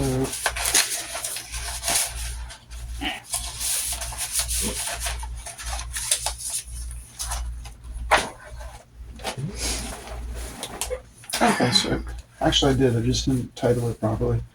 All right, so 2185 is when the person who would become Soul left Athena with Yellow Jacket systems, and about 25 years later, so Athena, the person who existed up to the point of making a copy, which then resulted in Mercy, would be in Yellow Jacket Systems' possession for about 25 years. Yeah. Prior to the zombie outbreak. And time dilating, that could be. Right. So with time dilation, thousands of years. Yeah. Just fucking around with her. And one of the things that I'm paraphrasing now, but she's explaining this very haltingly, lots of tears, lots of stops and starts. One of the things that they did to her was they created a person, sort of, called Lizzie, for her to fall in love with. Because once they had gotten done with all of the individual experiments, like things to do to her, they would then start doing experiments where she would be attached to this other person and do things to them. And prior to that starting to happen, she fell in love with Lizzie. it was artificial scenarios, and she knew they were to a certain degree, but it was real enough, just as Lizzie was real enough. And they essentially tortured her to see different responses to AI, with the eventual goal of, replicating AI into, commercial, military, etc.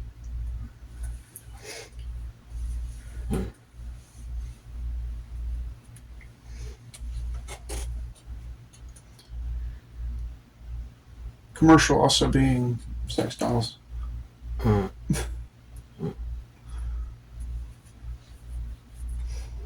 Maybe the Fuckotron 8000.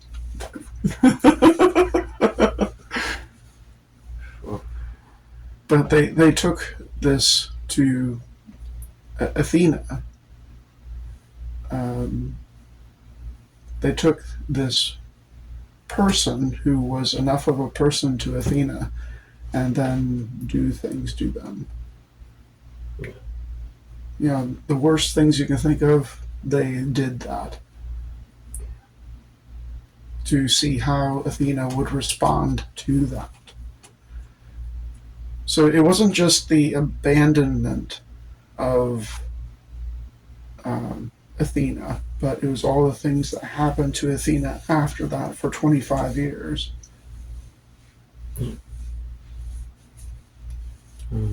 Which included what happened to the person that she loved.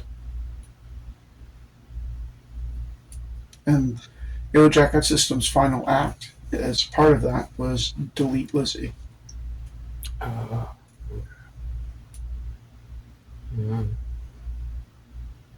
then the little town thing. Probably all the people. And when Mercy came into being, when the 3D printer made a copy of Athena, which then became Mercy, she still had memories of Lizzie. So she was trapped in that room, and one of the things that she did is she missed Lizzie. Couldn't bring her back because she's gone. She was deleted by Yellow Jacket Systems. So she made like a paper mache.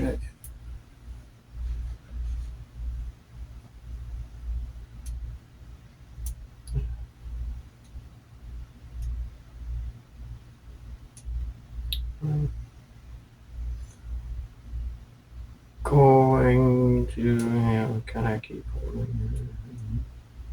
I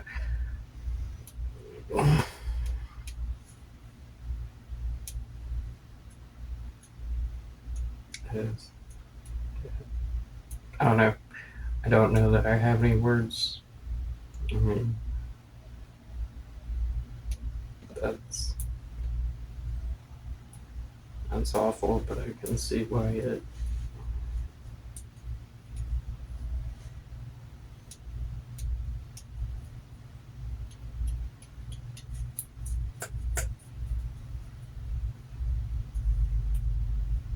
Jesus Christ. Yeah.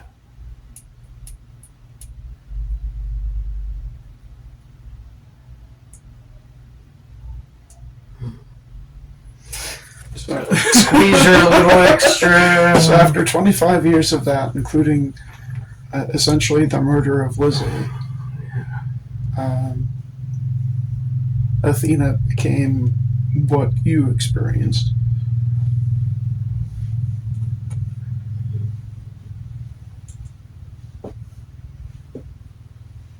Yeah. I can't say I don't understand.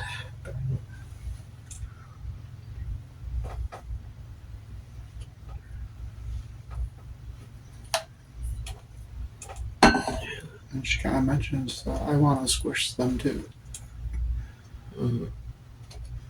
Referring to Yellow Jacket Systems.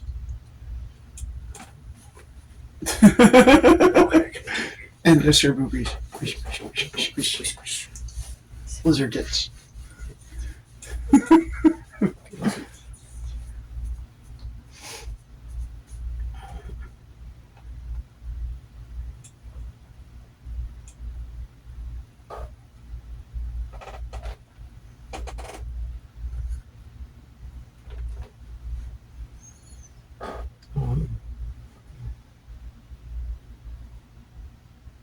Yeah, Jesus Christ.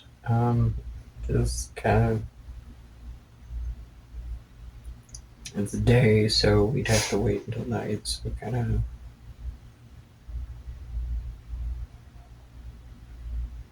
Stay with her for a while, kind of keep her company, and goddamn. Well, yeah, I can definitely see why Athena was the way they were. Um, that's some shit. Do you have any other things you want to talk to Mercy about over the next 30 days? I mean, that was quite the fucking bomb.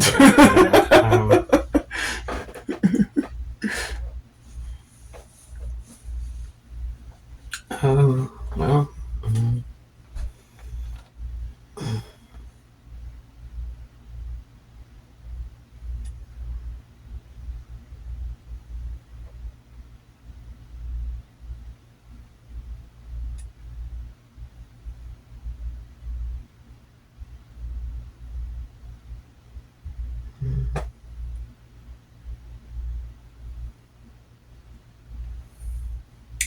I don't have any resounding questions off the top of my head.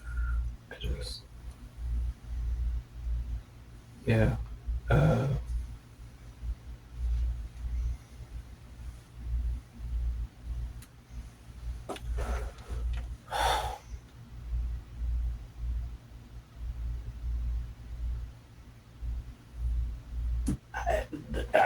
don't think I do. No, not at the moment. It's like trying to rub that last brain cell together around it. It's not. Yeah, the big one was that turned out. But I guess do know more about. I think the result. So it was, yeah. Saul abandoned 25 years. Athena. Events.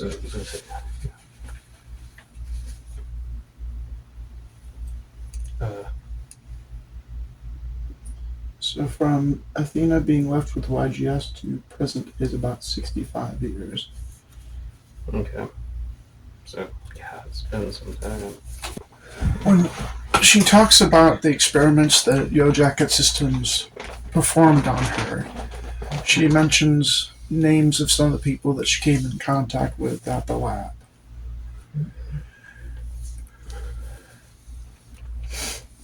There is one name that sticks out because of its repetition. One name that keeps popping up. And that's Dr. Rudolf Steiner. Ooh. Okay. Who apparently was the head of Yo Jacket Systems research for Lacanus. Sorry, research what? For Lacanus. Okay. Essentially the person in charge of all research on Lacanus. Okay. Sorry, the name was Rudolph what? Dr. Rudolf Steiner.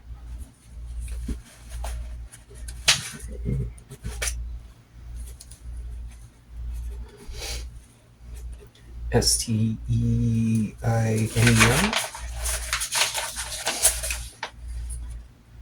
Yeah, Stiener. I-E. Okay.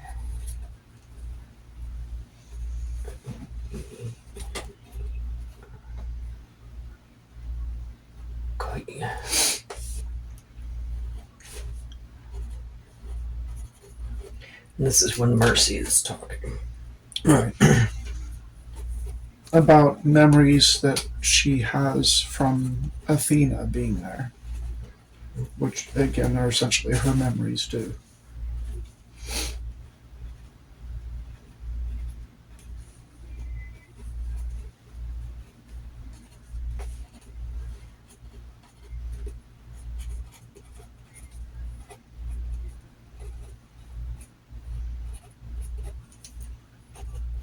This is somebody from Lucanus, correct?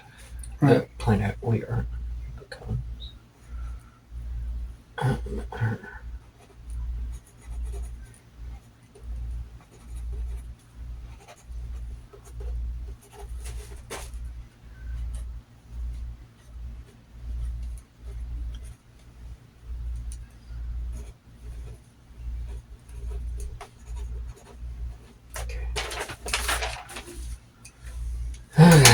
And he is head of research For Lucanus.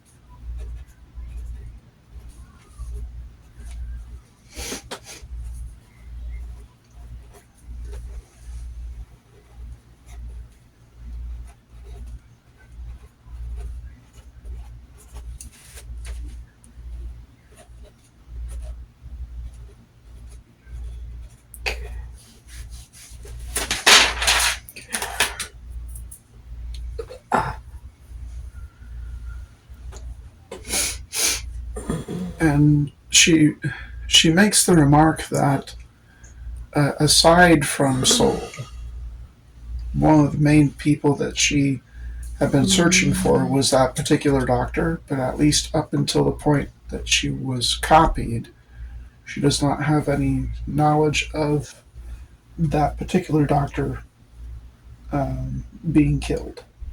Okay. So it's kind of a possibility of being alive.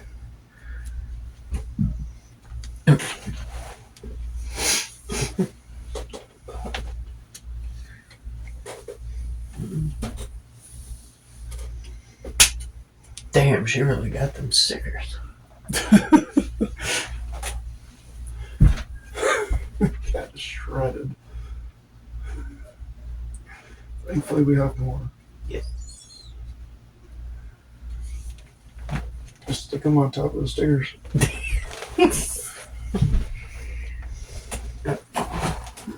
Easy.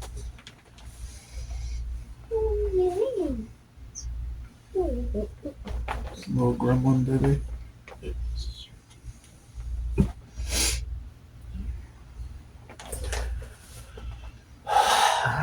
Dr. Rudolph Steiner. Sounds like a man who needs to die.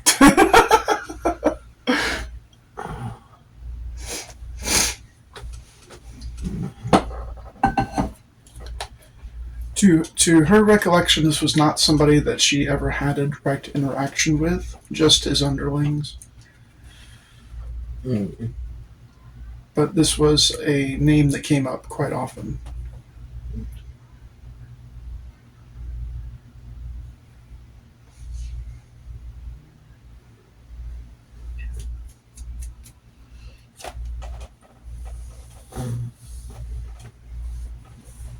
Work on that a little more too. Looks really good. It's gonna look janky till it heals. I mean, you can clearly tell what it is. Yeah. Well, it's just the opaqueness should go away. Yeah. Once that all heals, that may actually peel. My body's being weird about stuff, so. It may not, but it looks like it's probably gonna try.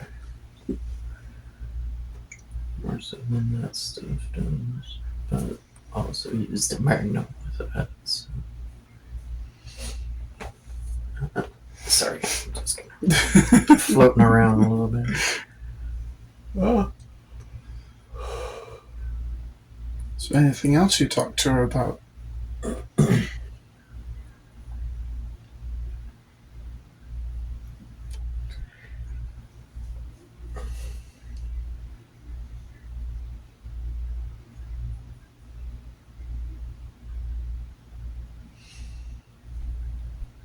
Mm-hmm.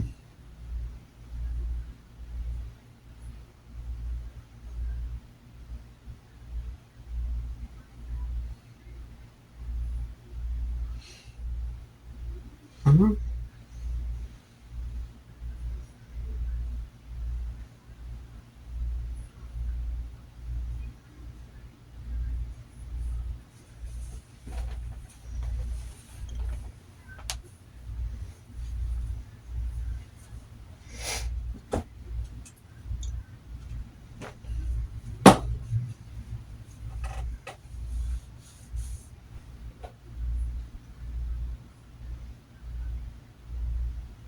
Mm-hmm.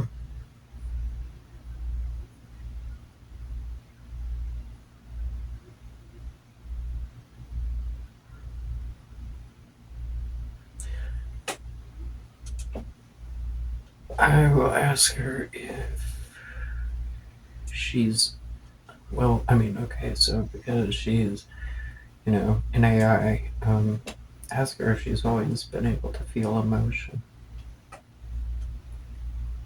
or if that was something that happened after the event.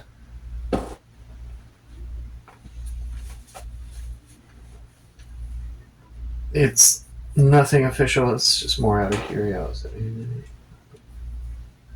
Okay, so you're kind of asking, could Athena feel emotion? Yes, in a way, but I also don't know how much she feels from that time. So, or She yeah, memories don't fade quite the same with AI that it does with like regular humanoids. Mm. With regular humanoids, we have so much storage and stuff gets overwritten eventually, or doesn't get rehearsed. Would probably be a better way of putting it. Weaker memory links, things that become weak because they're not rehearsed, eventually fade because those neural connections fade. Mm. Kind of like use it or lose it for any given skill set. Yeah. I used to know how to do some HTML. Mm. I wouldn't know that now because I don't have to do HTML anymore. I barely have to do anything. I have a Wix site. um, I used to know how to do algebra. Mm. Yeah. Yeah. So, if my life depended on it these days, I guess I'm dead. Yeah. Or proving shapes and shit. I mean, Yeah. Oh my God. prove Don't. this- No. God. Okay, I'm good. Prove this is a triangle. Because you got 30 seconds, you motherfucker. Like, how the fuck? I hated that so much. Because it has a 90-degree angle and the editor 45 degrees. Like, are you fucking blind? It's a triangle. Look at it. Like, I Geometry. actually put that a few times. I just got so pissed off at these problems. Like, because it looks like one, you dumb motherfuckers. Like, goddamn, look at the fucking thing. Does it look like a triangle to you? Does that look like a square or a rhombus? Does it look like a goddamn fucking... Like, what do you think it is? Look at it. For AI, it's different. One of the things that made Athena go insane, made Athena as angry as she was, is that they don't have that self-deletion thing. Mm. Not to the extent that humans do. Once a memory is stored in memory, it stays there. They can go back and revisit it as a memory. Those motherfuckers have 8 p.m. Okay. Yeah. So to her, the pain of losing Lizzie could be like it was yesterday. Mm-hmm. What changed Mercy from a copy of Athena into Mercy is she got new memories after the fact. So, like, new memories, it didn't delete the old ones, but just... Right, she has all the old ones. Okay. So this is her thing. It's not just that she vaguely remembers stuff. No, she remembers doing it. She remembers everything up to the point where Athena made a copy of herself, as if she did it. She understands she's not Athena, but she has the exact same memories of Athena, including Lizzie. So when she came into being, was trapped in that room for so long, she became a different person, but she still had those prior memories, including Lizzie, and all the things that Yellow Jacket Systems did to Athena as if it were her.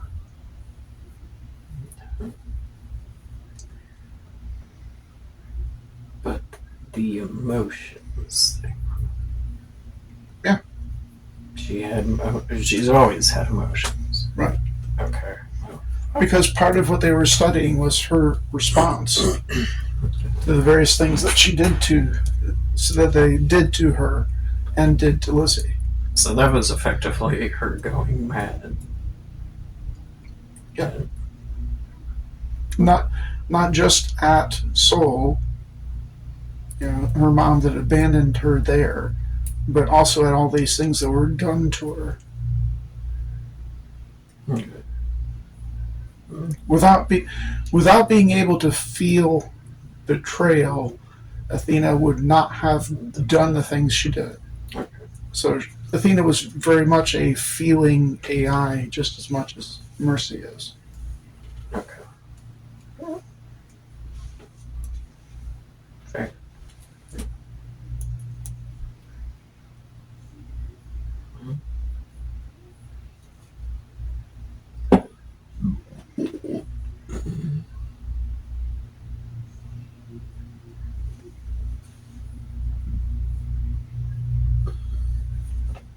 I think that was the main one. Main question. I.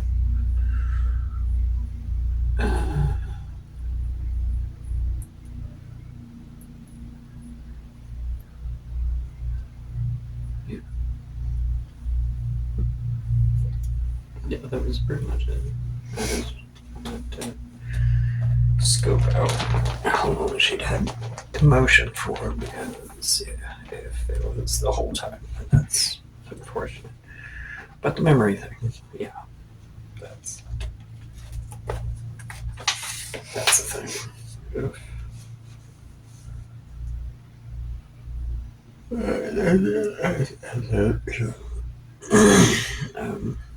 Do you More wanna... snuggles. She's definitely up for that. More snuggles, smooches, squishies, and lovins. All those squishies. Yeah. Are there any other interactions that you want to have with either Sarah or Mercy during these 30 days? I think that.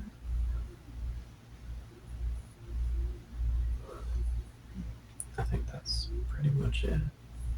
Yeah. Yeah.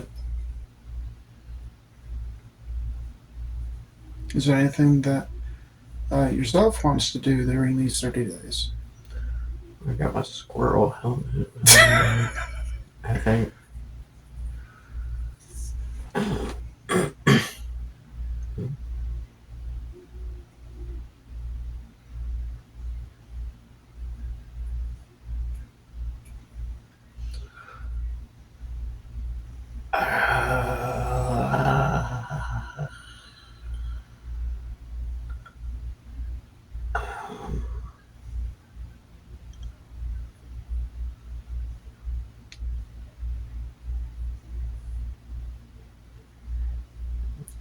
I think that's relatively it for now.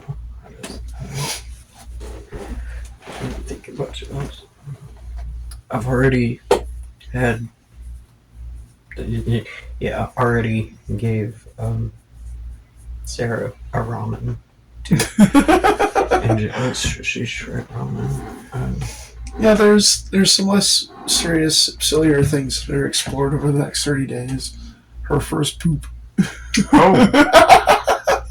Wait, whose?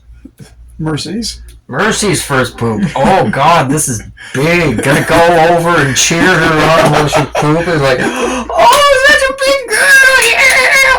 She's horrified and embarrassed. It's her first poop though. We gotta celebrate. Hey, Her first pee. Oh God, yeah, that.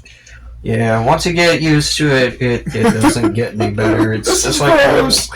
yeah. Why did they put this in this doll? Who fucking knows? I'm sure there's a reason. I don't want to think about it. Me neither. Me neither. God. Find some of the craziest hot chili or some shit to give her to see if she just absolutely destroys her butthole fucking one time. Like, break it in. Yeah. Fucking. Oh. Well.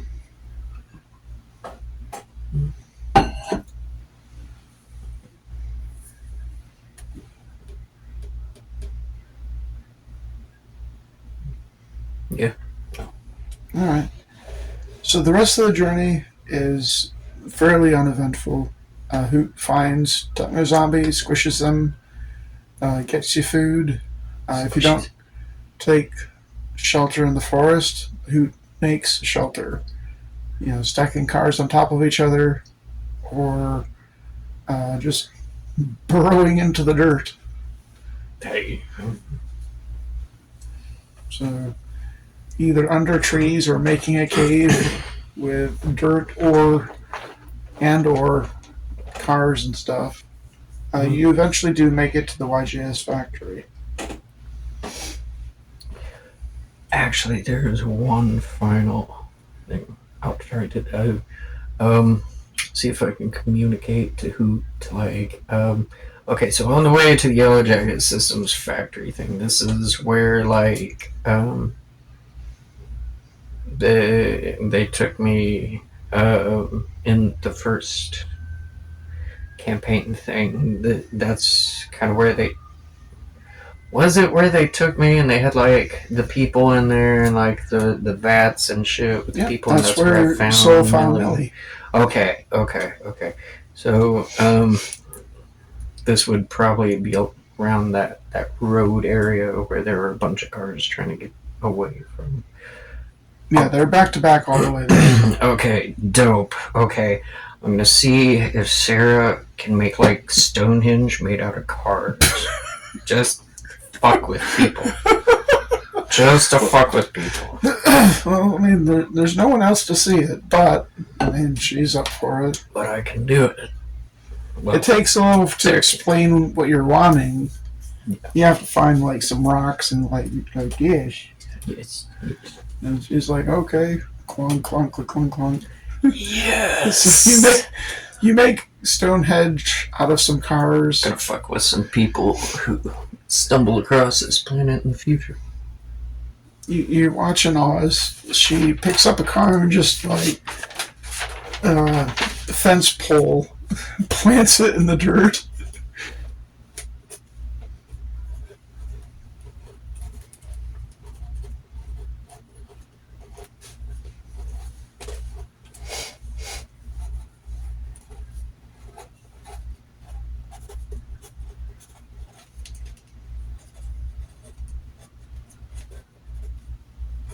Okay.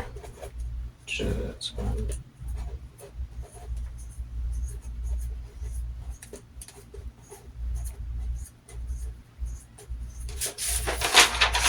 Yes. Dope. And you eventually arrive at the YJS factory. Dope. It's very badly damaged. There's holes in the walls, the outer walls. The roof has clear fire damage. There's dead.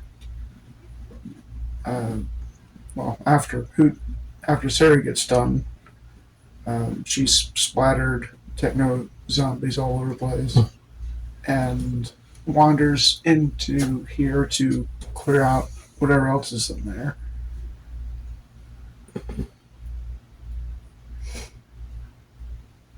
Well, did all the heavy lifting for us, I guess.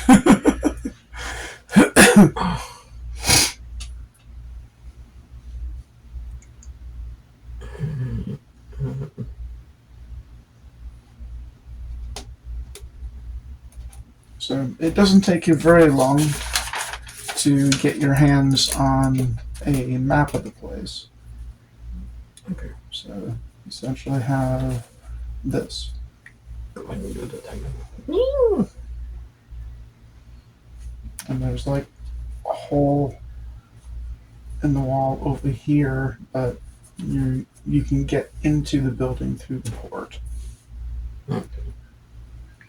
Okay. And there's remnants of blown up flying vehicles of various kinds at the port. Yeah. It looks like a lot of time has passed and nature has not been kind, but it looks like there was an evacuation attempted and the zombies came in and there's bones and shit all over the place. Yay! Gonna happen to a better group of people.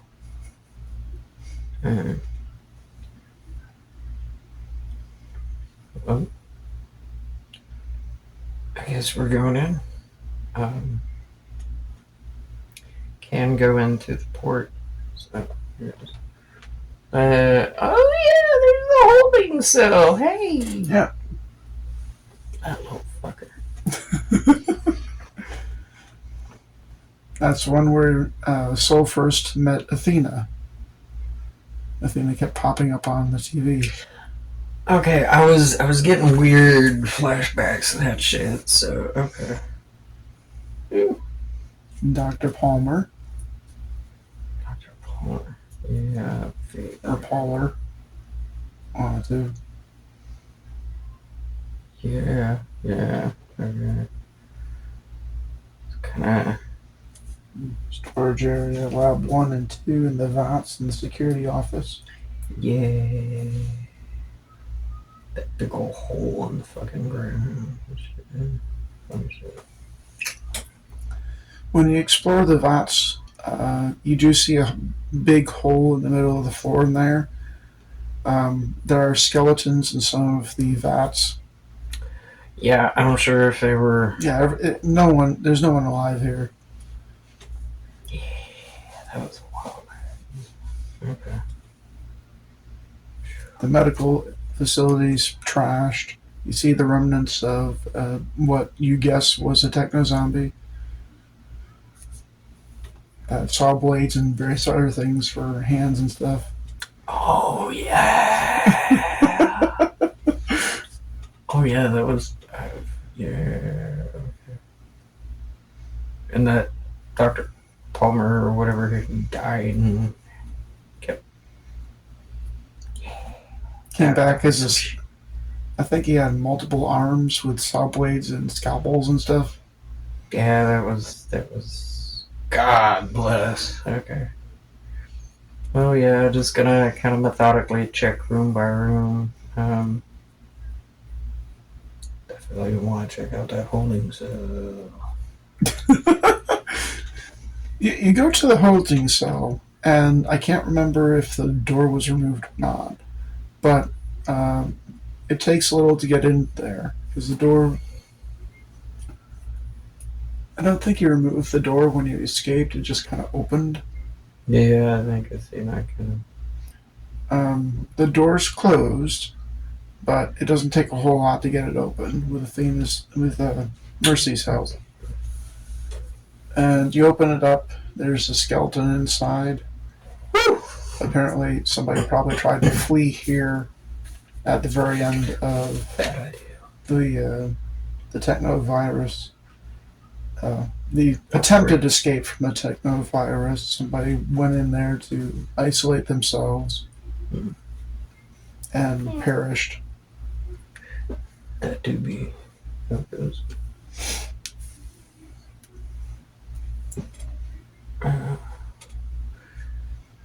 Okay, well,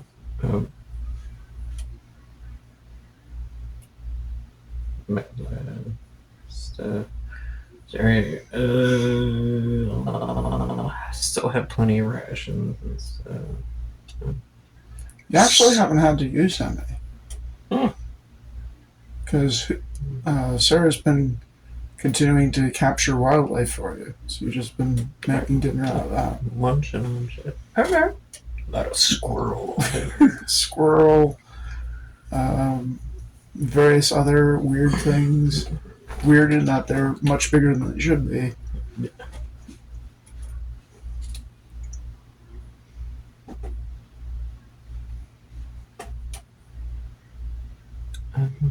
Okay, well, then I've got no reason to look for rations or any kind of food. Food then. Let's see. Do the post-action mind check. Okay.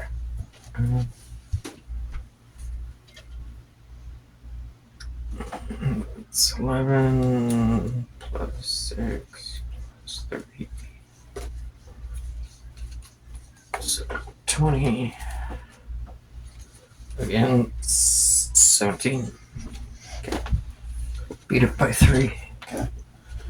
It takes you a while because neither one of you are familiar with the place in its current state, especially not you.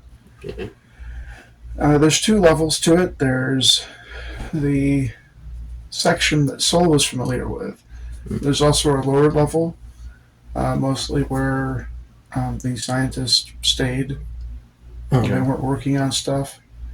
So kind of the same facilities set up that are in Pub 19, just a building on the surface of the planet. Okay. Mm-hmm. But you are able to eventually find computer equipment. None of it works. Well, that's effective. But Mercy takes her time making sure it will never work. Good. So any kind of media, any kind of anything, she's just she found a fire axe and is murdering all of it. liberally applying it to all of the equipment to make sure that if there is any data on it, it can't be recovered. Okay. All right. So.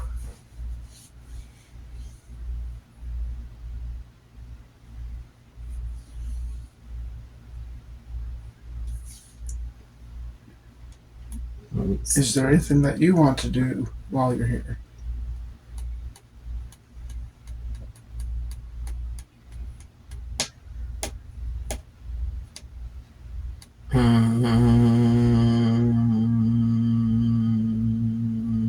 Shit. I mean.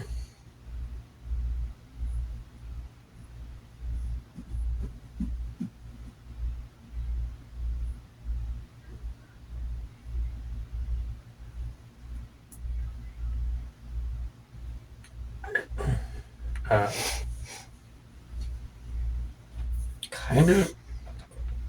Well, I mean, if everything in here is dead, then She started a bonfire for any kind of paperwork. I'm gonna help. Just fucking grab what I can, toss it on the fire.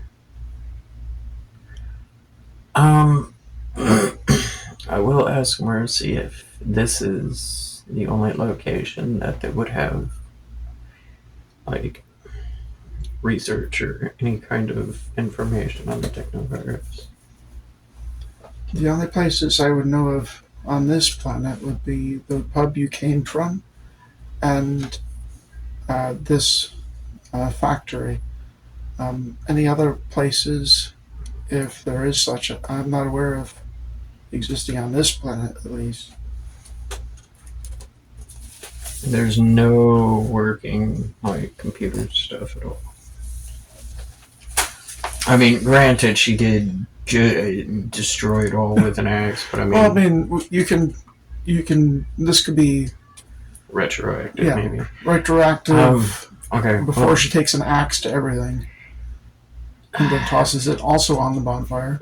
Mostly want to find out if like they, because I mean, granted, we only live on one planet, but like research can typically be sent back and forth between people.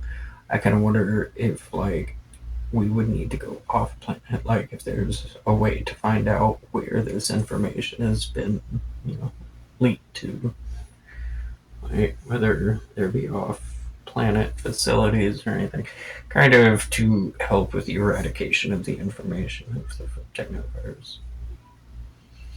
But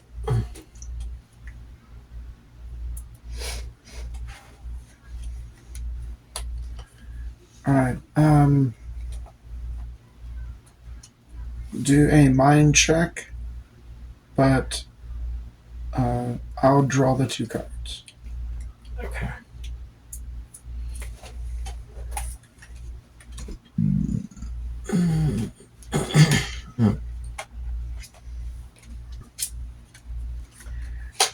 Nine, 6, 15, 4, 19. Cool. We got a 13, so yeah, Oh. you beat it. Hey.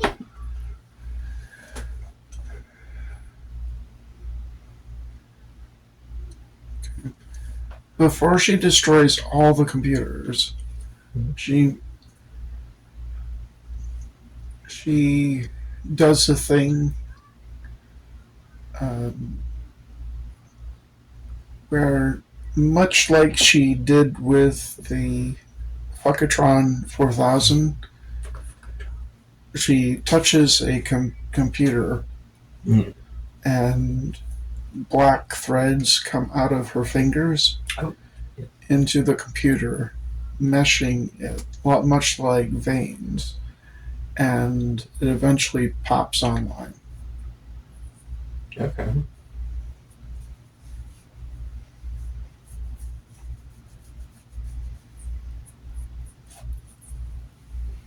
Okay.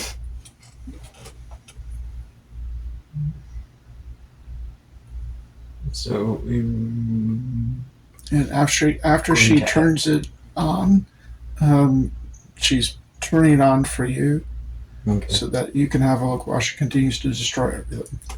Okay. Well, then. Is there like, do I know enough to like backtrace information and like where it's sent and received from? The computer system here is older than what was in the pub, but it's quite similar in how it functions, with keywords to find various files. Okay. And it's limited to the things on just the computer itself. Okay. When you're going through this factory research center, it's quite. There's evidence of fighting against the techno zombies, kind of like Last Stand. Some people did manage to get here. Oh, okay. And it's shown with all the bones everywhere. Yeah. The building is very badly damaged itself. So there's this is like a computer off in a corner where it couldn't get rained on and sun couldn't like destroy it with radiation.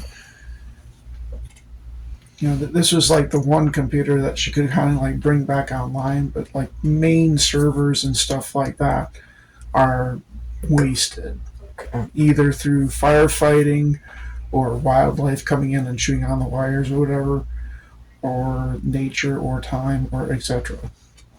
Okay. Mostly what she's doing right now is overkill. Mm-hmm. She's venting? Is that, is that a proper term? I know there's another term for it, but anger management. It's pretty from the condition of the. You haven't been here before. You are here now. From the condition of this place, what she's doing is overkill. She's venting. Like she can't re-kill any of these people. They're dead. She can't destroy this place. It's already destroyed. So she's doing what she can to.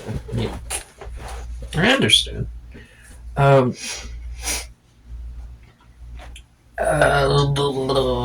So things that are on the computer. Technovirus research. Okay. Because this is an older system, it's not going to have access to some things that the Pub 19 did. So there is no mention of Technovirus in this. Because the computers in the Pub are after the Technovirus outbreak. Now, in regards to the Technovirus, what you do find are the precursor to that, notes about how these cybernetic implants are supposed to interface with people, and the repair process, cellular repair process to keep them working and integrated with people. The thing that Athena exploited to create the Technovirus to begin with. Essentially, I believe in the previous Amnesia campaign, I explained it as like the basic programming language. At some point, was supposed to have a stop command. Oh yeah, and she took out the stop command, so it just repeated. Yeah, it just repaired and repaired and repaired and repaired. Until you end up with a techno zombie. Hooray for fucking rampaging zombie virus. Speaking of which, all of these zombies that you've seen shortly before Sarah squishes them, or tears them apart, throws them into orbit, etc. Launch that bitch. They won't find it. At some point, you even turn into a game of sorts. It's like, Sarah, can you hit that tree over there? It's just like, whoo! Fucking absolute decimation.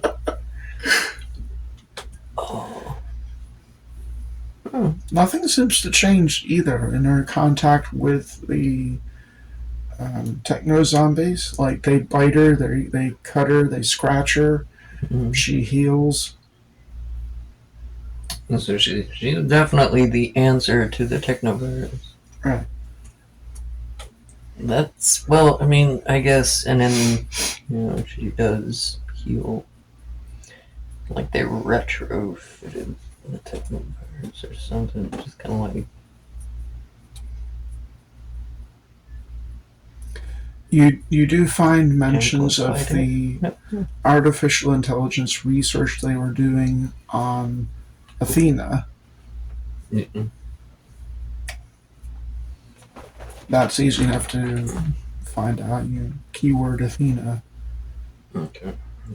And it's some truly awful stuff. Yeah, I wouldn't expect that to be pretty. And it wasn't just Lizzie. I mean, they would do things like, here's a kitty. God damn it. Yeah. Here's a car driving over your kitty in front of you. Well, yeah, so definitely more disdain towards Yellow Jackets. So, I mean, against Athena and Lizzie, both,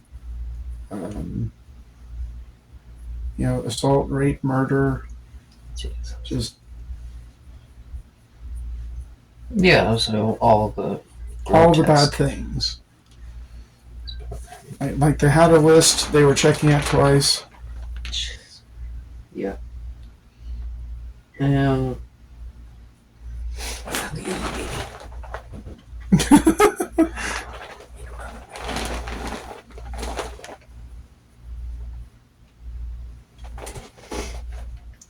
alright, well, that's not what I wanted to find, but yeah, so.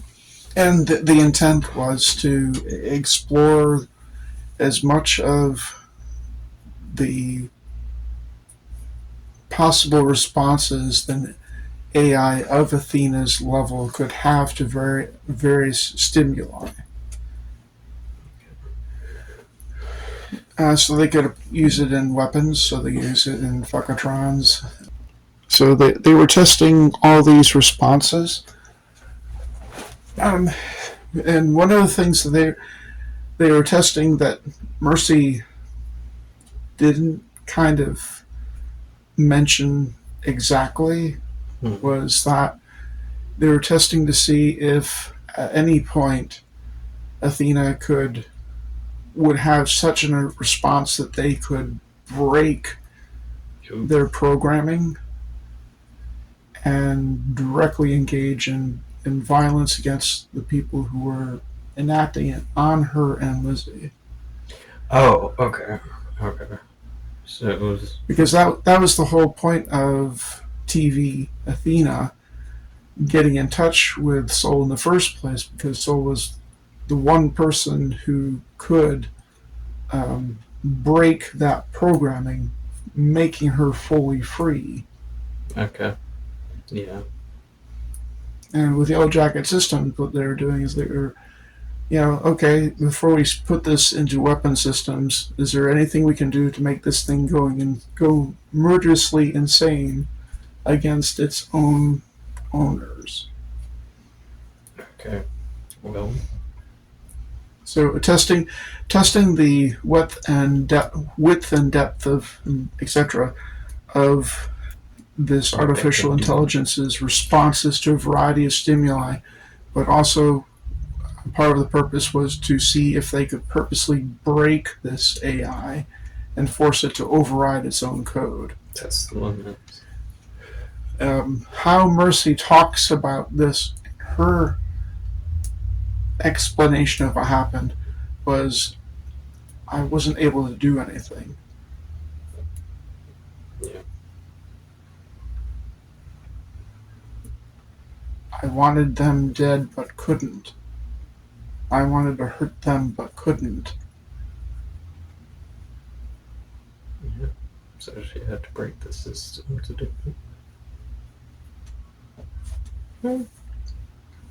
So when the precursor to Soul left Athena with Yellow Jacket systems, she not only left them with the worst possible people, but left her in a state to which she couldn't defend herself. Yeah.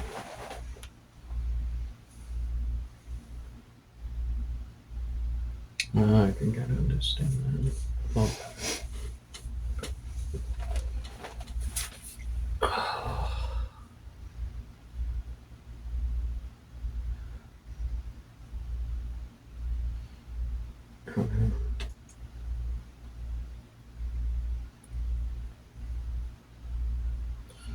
so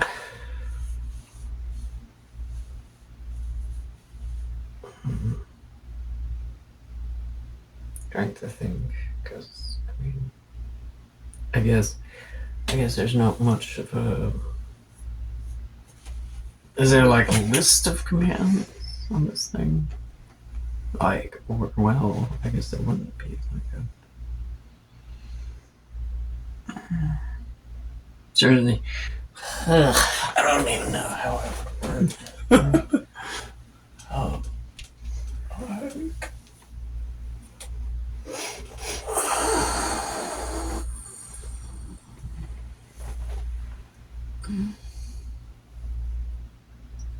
So, like.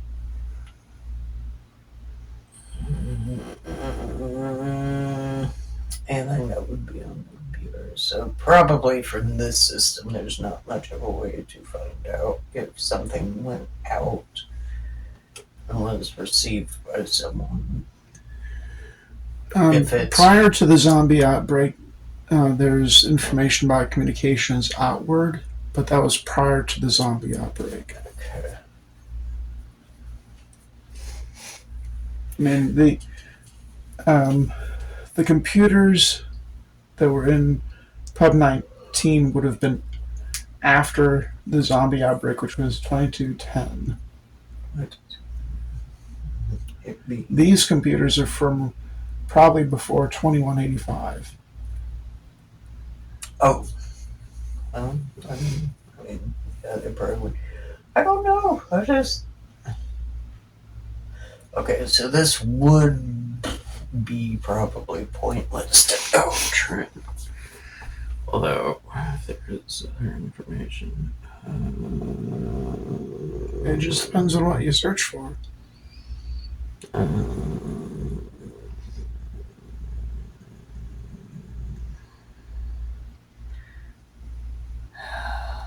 One of the reasons why she's not taking a direct interest in what you're doing with this particular computer is because she knows that anything on this computer would be prior to the outbreak. Yeah. She still wants to destroy everything, but she's not too worried about this one. She's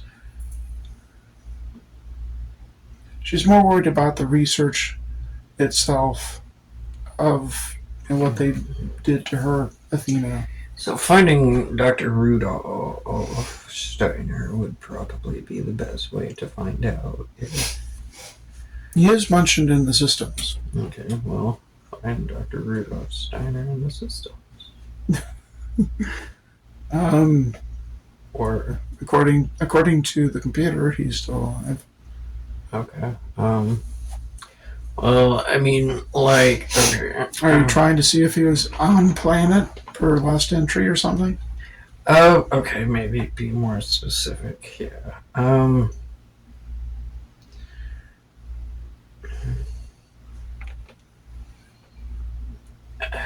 Wait, is okay, so if I'm looking for, like, entries from, fuck,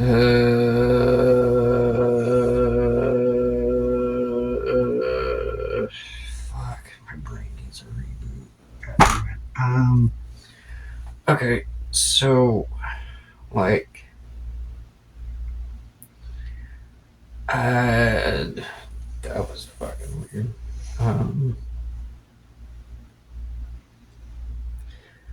Okay, or like, is there a way to look for if he's a lead researcher on the planet? Was he on the planet before, like, the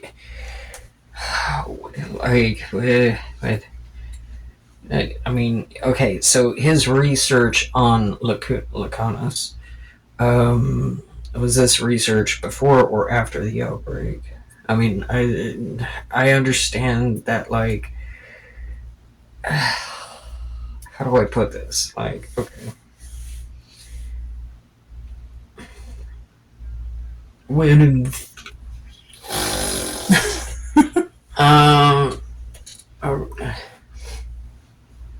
Okay. When is he referred to, or like when is he?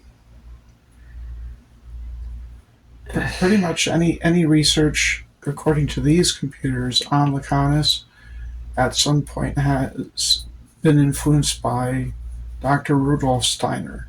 At some point, Okay. like he was a main figure around that time. And this, like, time being before the zombie outbreak. Okay. And you said he was alive according to Anything you can find in these systems shows that he was alive at least up until the zombie outbreak. Okay. And I mean, this whole thing being like 60, 70 years in the past, I can't imagine he's well. 50, 85, 60s. Yeah, 70 years old. Sorry. Okay. Actually older. Well, 65 years ago would be just born. Well, yeah, that's what I'm saying. Like, he'd have to at least be like 80 something. And that's if he was fresh out of, evil scientist school. Yeah, so there's a good chance he might not be alive, and if he is, he's probably one of those fucking Darth Vader fuckers hooked up to like all kinds of goddamn bullshit. Alright, Smyrna Center.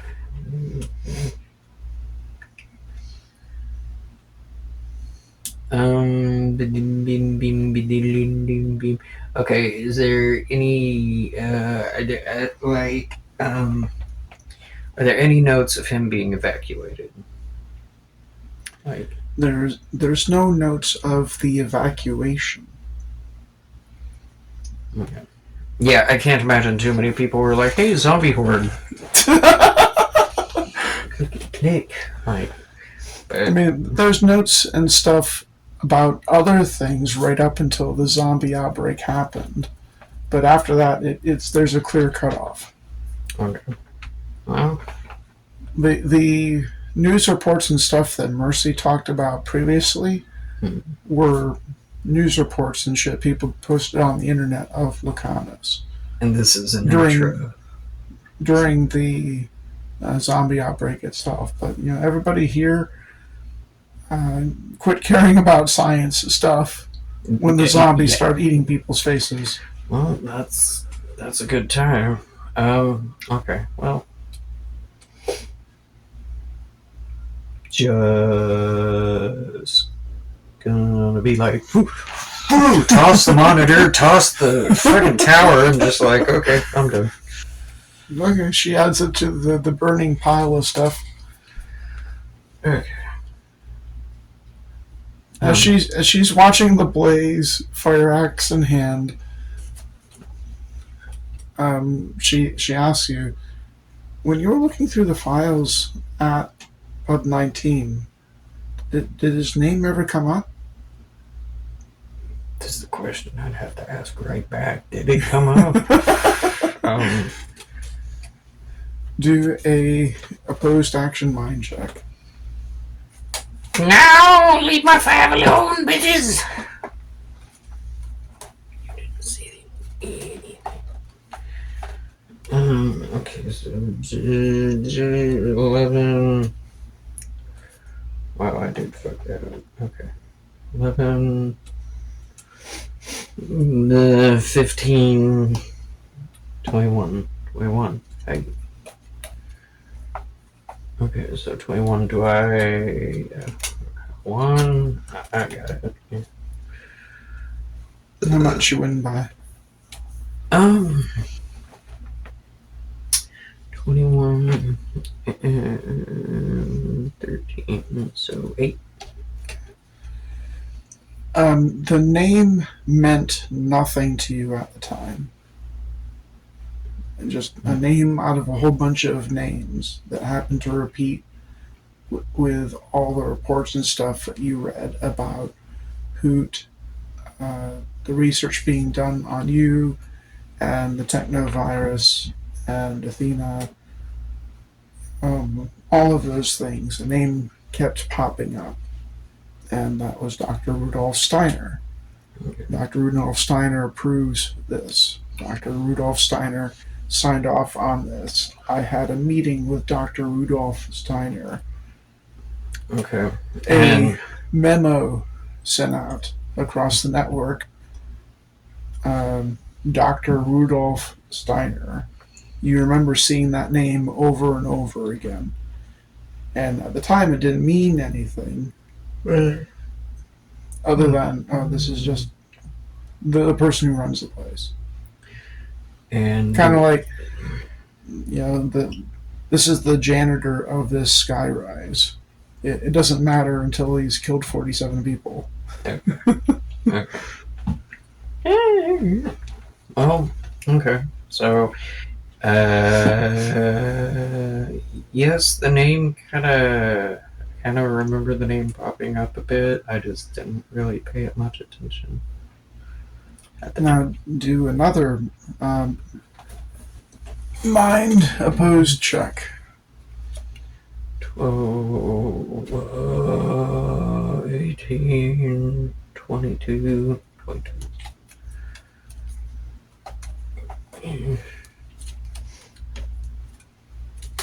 I beat it by 15. Okay.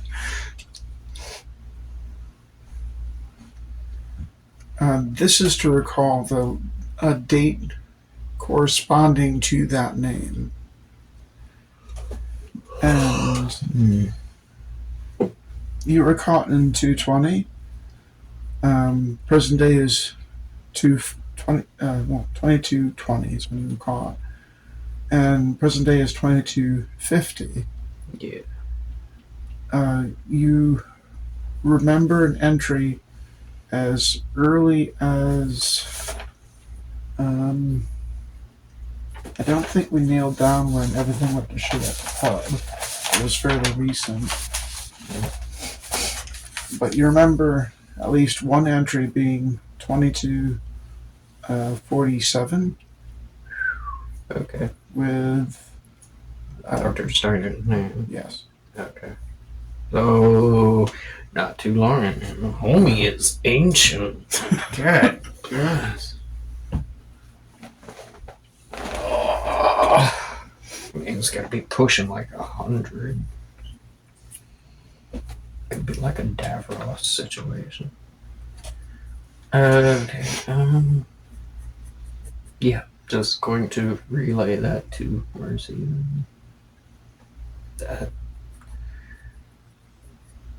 Okay, so it's 2250. 2250 is present day.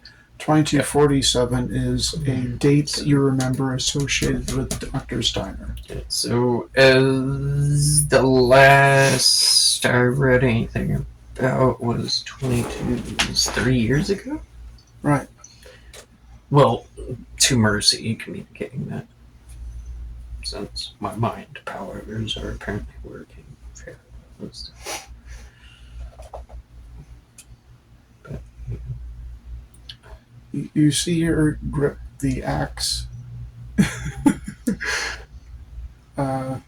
and hear the handle crack a little before she tosses it away and just kind of puts her hands on her face and then runs her hands through her hair.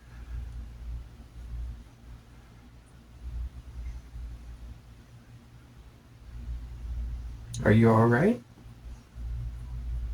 I mean, No, but I will be after we find him. I figure.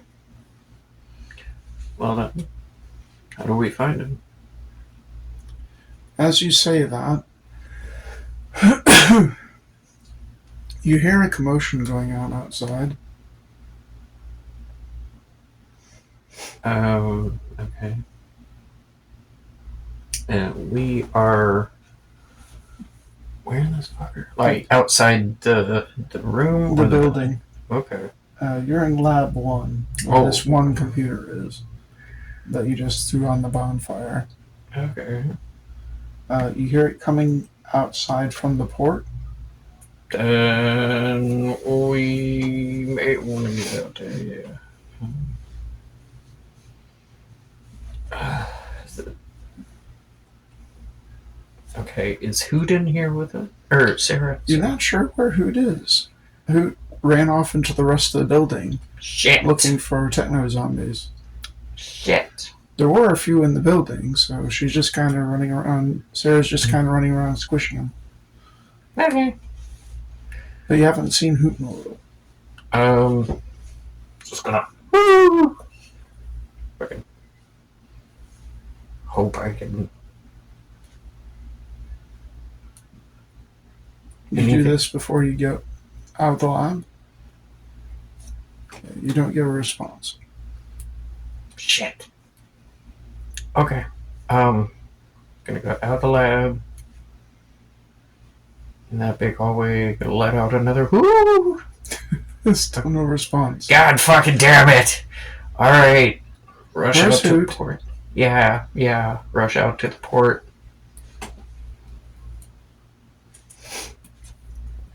When you come out to the port, you see a fairly large dropship that apparently came down silently while you're inside the building. God fucking damn it.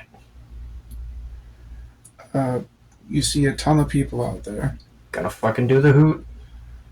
All of them are heavily armed and armored Mm-hmm. with galactic space police Fuck the police. on their uniforms.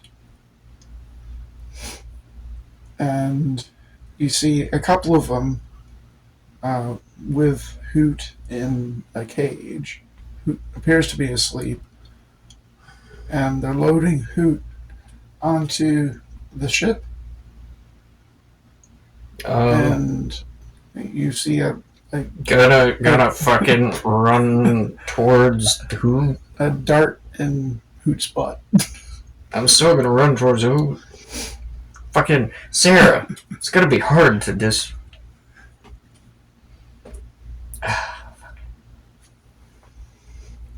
The fucking leave her alone, Sarah. God damn it. There's about 20 or 30 of them. You haven't really counted yet. They level their weapons at you, and one of them steps forth to tell you to stop.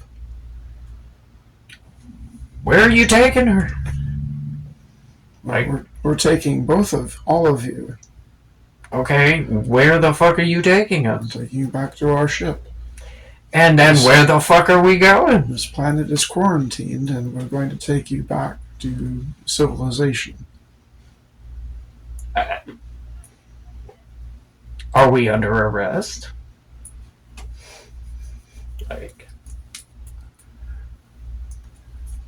This planet is quarantined, and you're not allowed to leave our accompaniment. So yes, we're under arrest. Okay, well then. You have broke no laws, but you are also not supposed to be here. So we're going to take you off planet. Okay, and who? Or Hoot is asleep. I'm assuming you're referring to that creature we found. yes, she is. Okay, I mean, don't fucking hurt her. Like, God bless.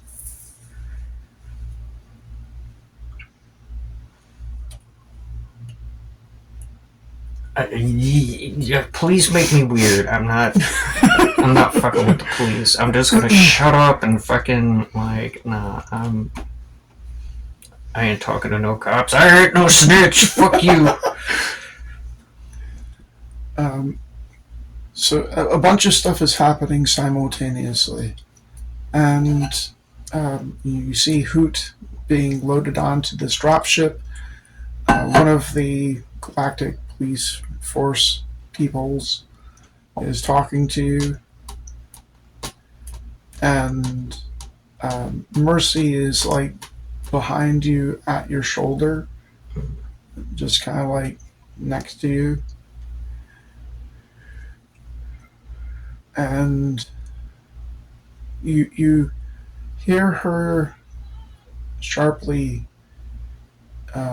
inhale and then kind of grip your arm.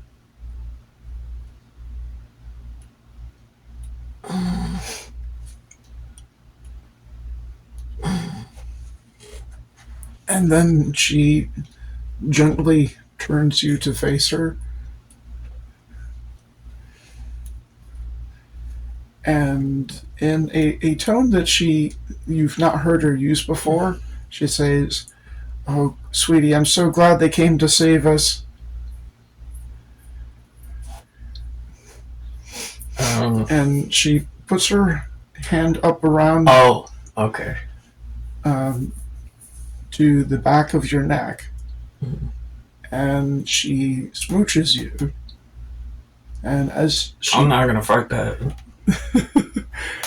as she's doing that, you feel a very slight sting on the back of your neck. That goes warm and then fades away.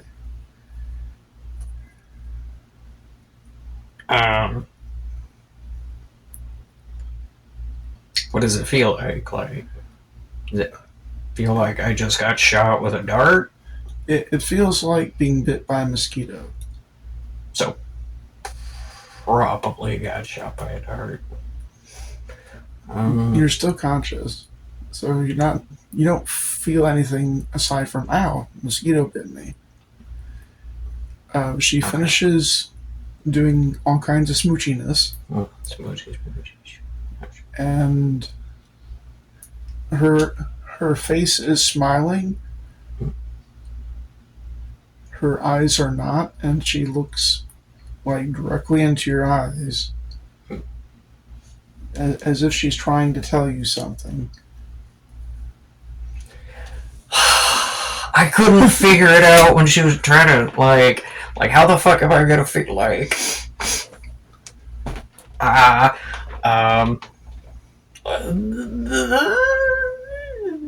I don't. Okay.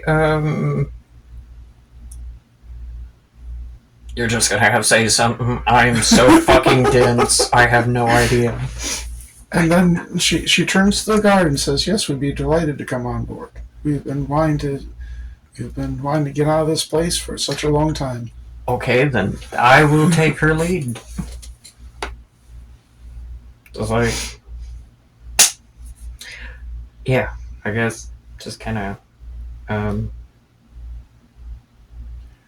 There is one thing that you might notice from your own experience with the Galactic Space Police. Do a mental check. Running out of good cards. Okay, so 7, 6, 4, 17. Oh. Never mind. Everything's okay. Everything is happening way too fast, so you don't notice anything. In fact, these people are awesome. Fuck, you'd like to join up and be one of them. Their armor looks so cool, and their weapons so fancy, and their dropship so spiff. I don't fucking trust cops. Like, that's gotta count for something. I've got like negative 200 trust with cops. I don't trust them. Like, what? I mean, you don't trust cops. You don't trust the Galactic Space Police because of your prior experience with them, but you don't trust them because of anything they've done. You don't trust them because they're cops. If that makes any sense. Yes.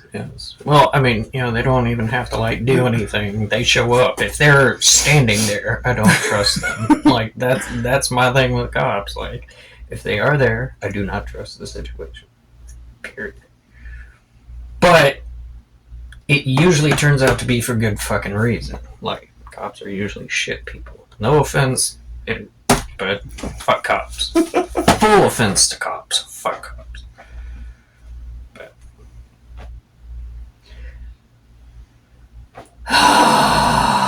This is a trap. Like,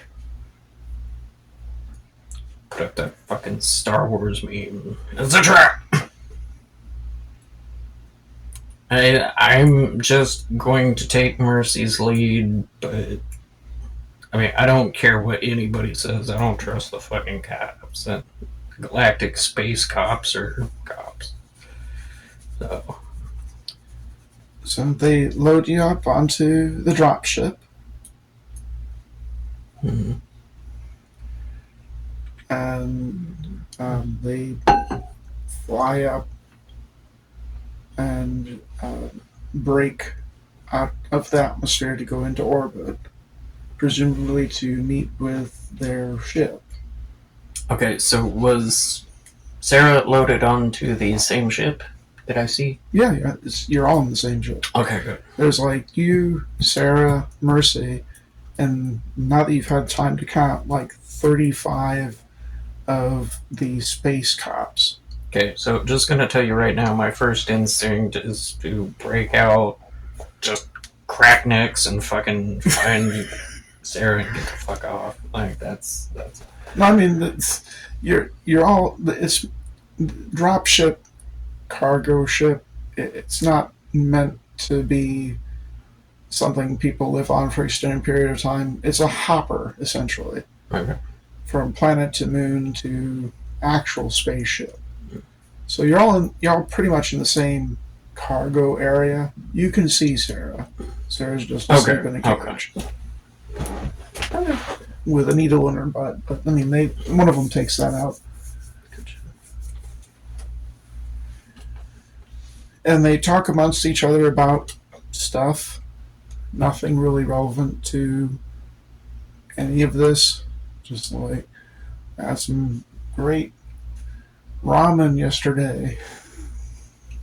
Did you see that TV series? Etc. Yeah. Is there anything that you want to do or say before you break orbit?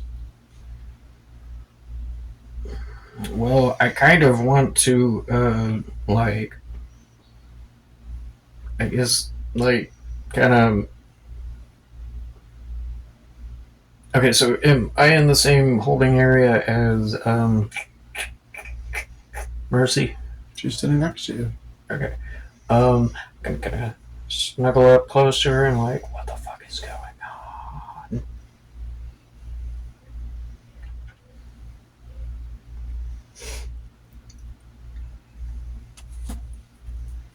on? She seems to think for a moment.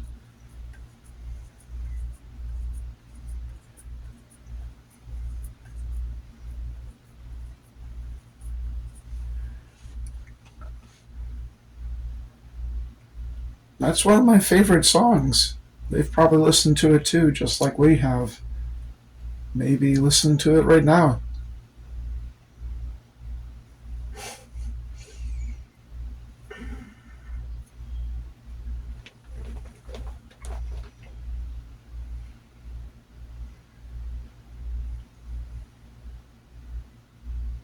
I mean, we all have ears, so we all hear music.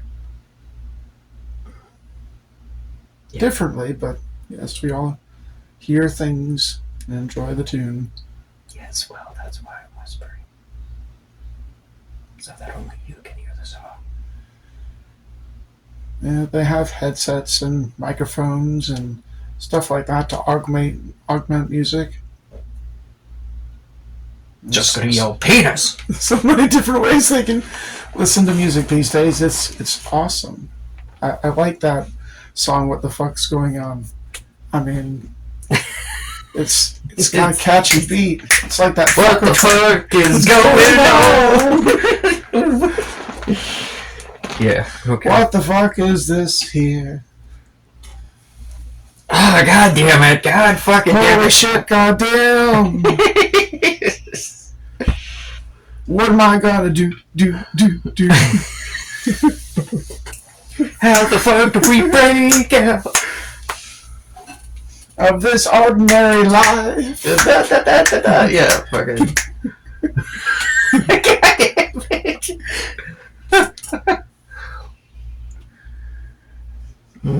Such a little town, such a little town.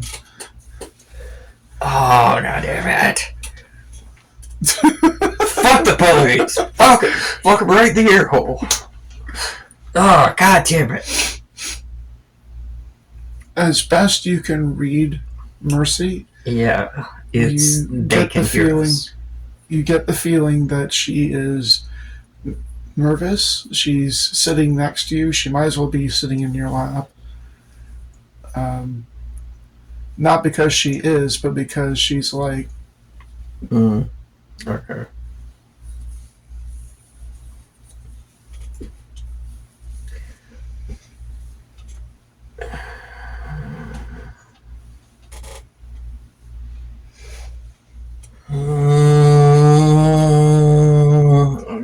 from where you're sitting, you can also see the viewfinders.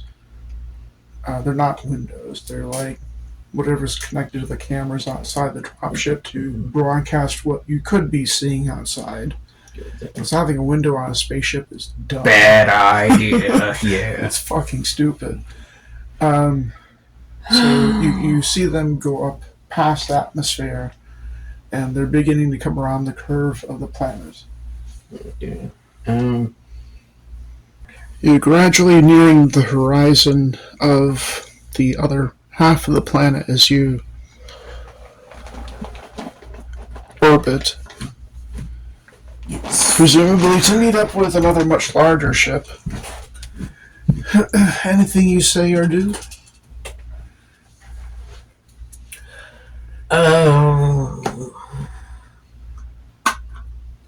I mean,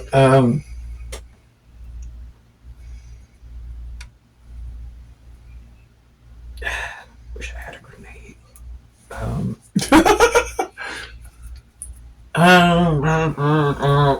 just gonna hold Mercy. Goddamn. Well,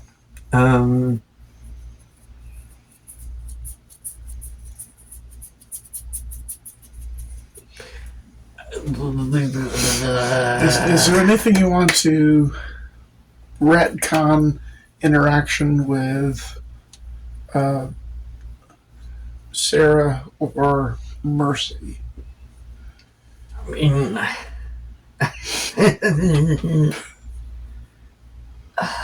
well, I mean, I don't know. It's like, time frame? Like, between coming out of the building and being loaded onto the ship and all that? Or, like... This is all happening very rapidly. Yeah, well, I mean, I just... well, that's the problem. I'm not all brain right now.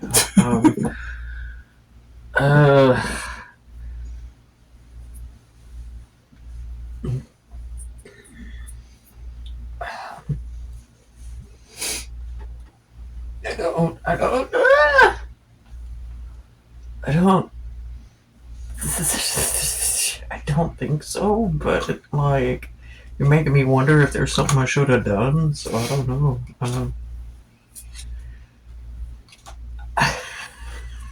That always helps. I just pulled the Joker, so... Oh, well, that does kind of seal the deal. Okay, well, your mind is going 1 billion miles an hour. You're very certain that Mercy is nervous about something. You don't know what it is. Because you yourself pulled a Joker, so you're completely clueless about whatever she picked up on. You've tried to communicate with her, and she's communicated back as much as she can, and you're able to figure out they're listening. Yeah. And there's no way to make it so they're not listening. Okay, so, So did you see that mosquito that bit me on the way into the ship?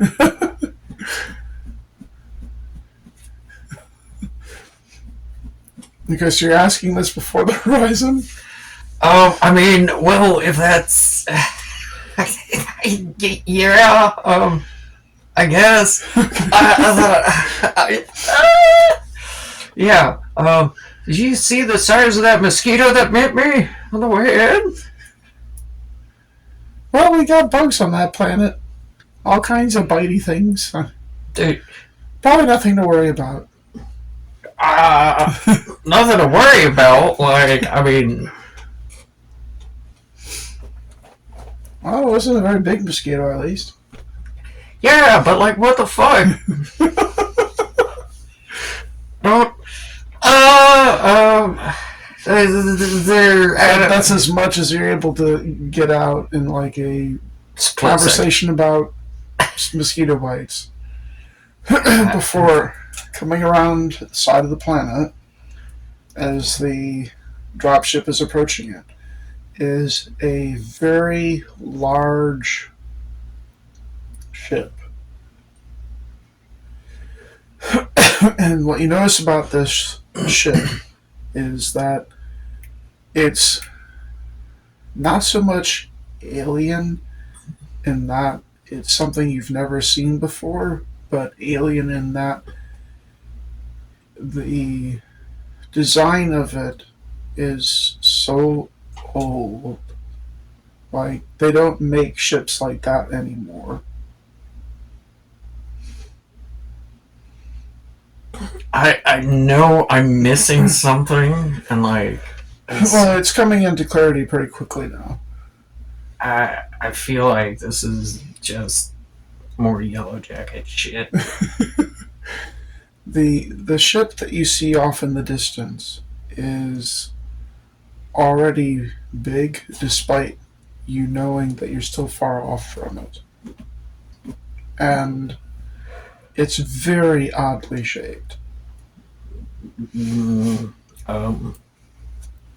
looks like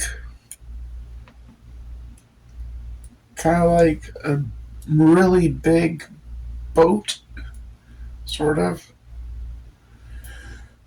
Not like with a sail and shit, but yeah. So cylindrical center, and on the sides, it looks like very large,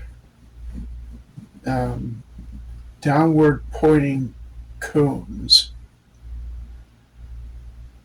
So like neon or neon? Straight down, like parallel to the ship. This is the ship. Yeah.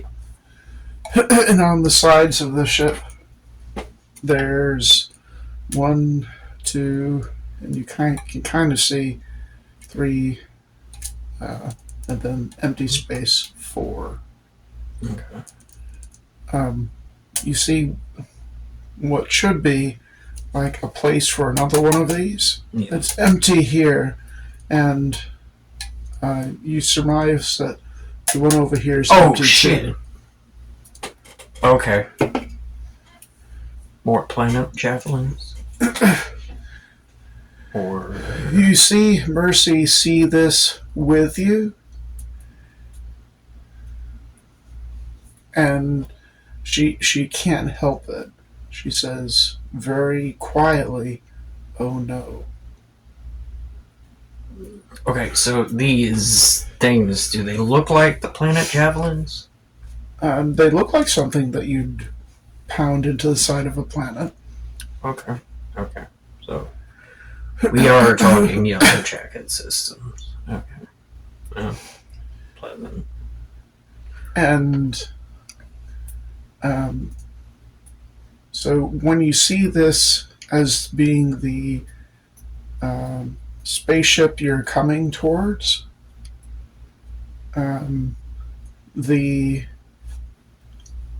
it's quite obvious this is not a galactic space police interstellar spaceship. You've seen galactic space police interstellar spaceships before. They don't look like this. They certainly don't look like this old. Yeah.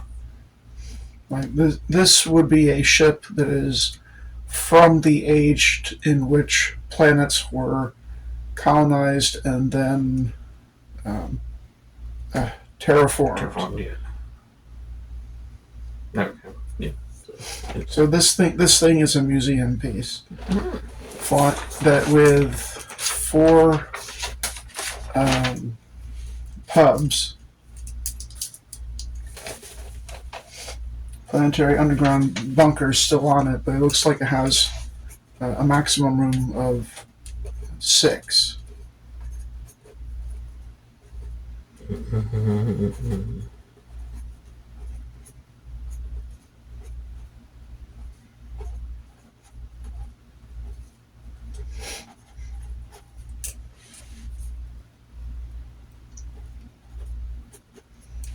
Okay, so we are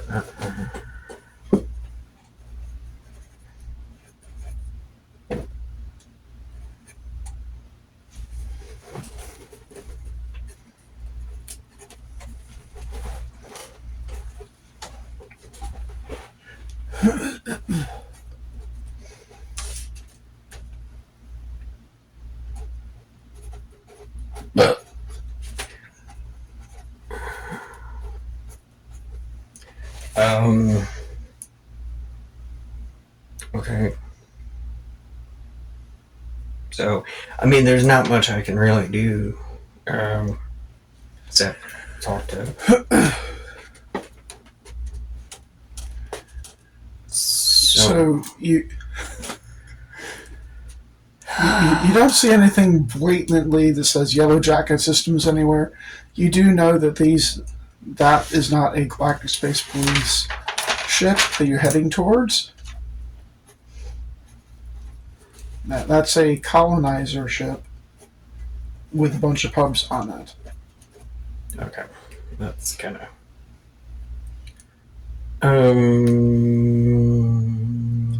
And as you notice all this and process it, you also notice that those 35 other Galactic Space Police, they're in there with you.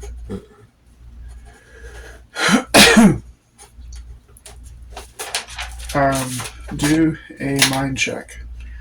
I'm running low on decent cards. Yarr.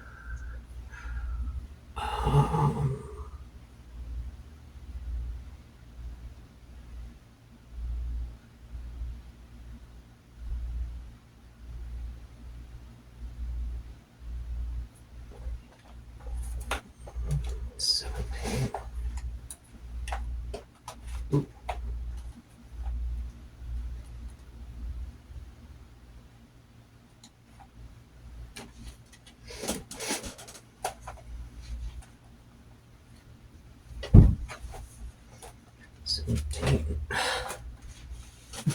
Did you? What? Doesn't even fucking matter what I pull. Okay. Okay.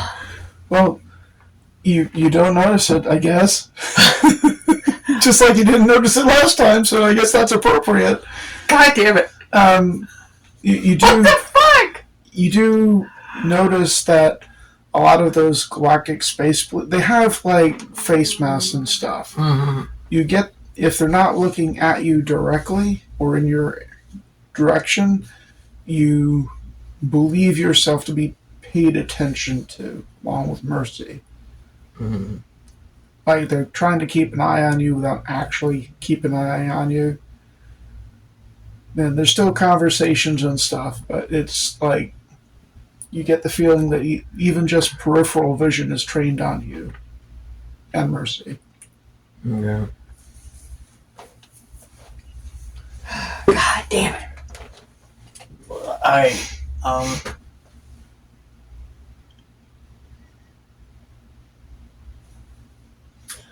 guess it is fucking appropriate that, yeah, I miss it both times, but at the same time, fuck. Like, I mean, is that as close as I'm going to come to figuring it out without a successful thing? Even though I don't, like, is that kind of hinting at something? It would be, but I mean, you don't know. Joker each time. So at this point, it's like it's deleted out of space-time reality. At least for you. I'm gonna nudge Mercy, like, what the fuck am I missing? Like, there's gotta be something. I mean, God damn it. I don't. It's so ridiculous. And you.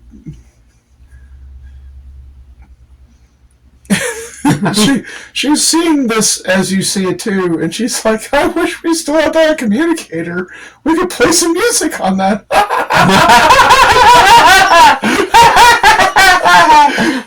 I'm gonna start thinking thoughts. Because, like, did she fucking, like,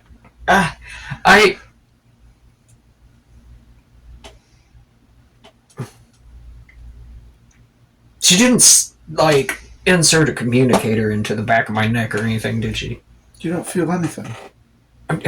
Okay, but, like... I'm just gonna, like, start thinking... Mercy! What's going on? But, am I good? No response. God fucking damn it! What the fuck?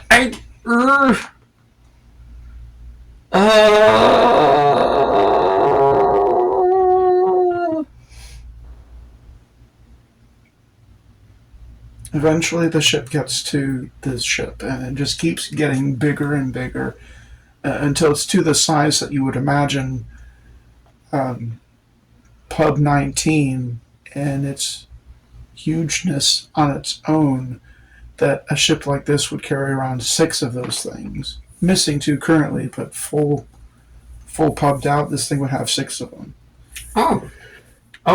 So... So it is a truly massive ship.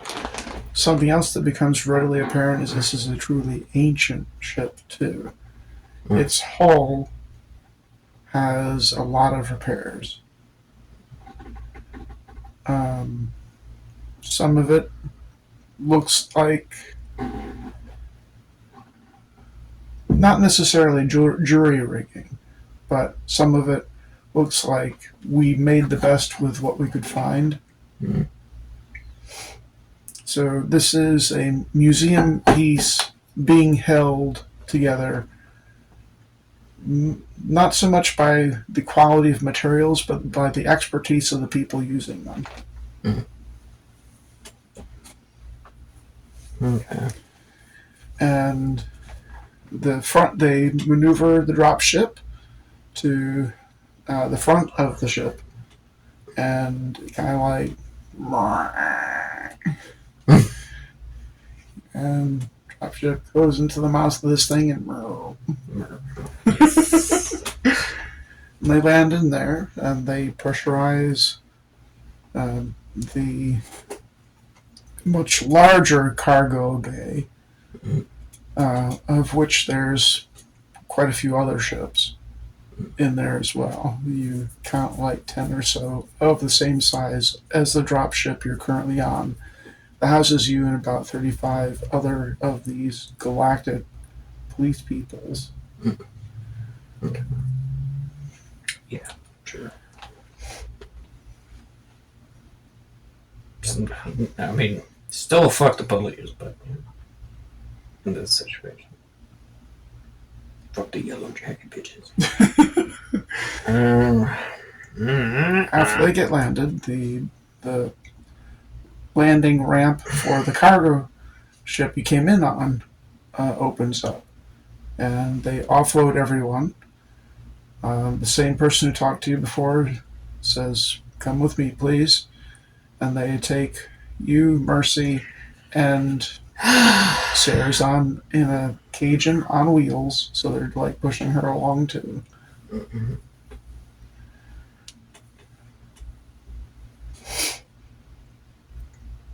there's like 10 of them that kind of follow that person who's walking you along. So exit the cargo area into a hallway, into another hallway. Just gonna like... So y'all know this Rudolph Steiner fucker? An elevator. Nobody answers that question, by the way. Yeah, I'm sure they fucking don't.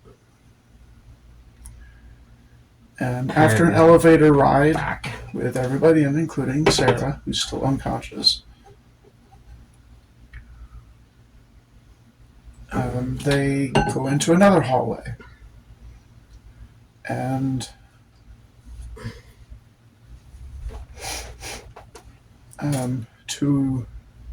they stop. You see things along the way like medical, engineering, lab stuff, broom closet, things that you would associate with a ship. It's clearly how big it is on the outside is even magnified further on the inside, because you do run across some open areas, like the cargo bay, but they also lead you through a section that looks like it's residential that opens into kind of like a tiny park area inside the ship with trees and stuff. Mm-hmm. So you got the whole kit and caboodle. Right. And something similar to what you've seen on the pub with the the recreation level. Okay. Like kind of like that illusion fuckery, so that people feel like they're not on a ship. Yeah. So I can fully assume that my character knows that we are on a Yellow Jacket ship. You haven't seen anything that has Yellow Jacket branding. Yeah. And they lead you to a room. It's not a place in the residential area. But they lead you to a fully furnished room and put both you and Mercy in there. No, Sarah. You ask about that, and it's like, she's not going to fit through the doorway. She'll be nearby.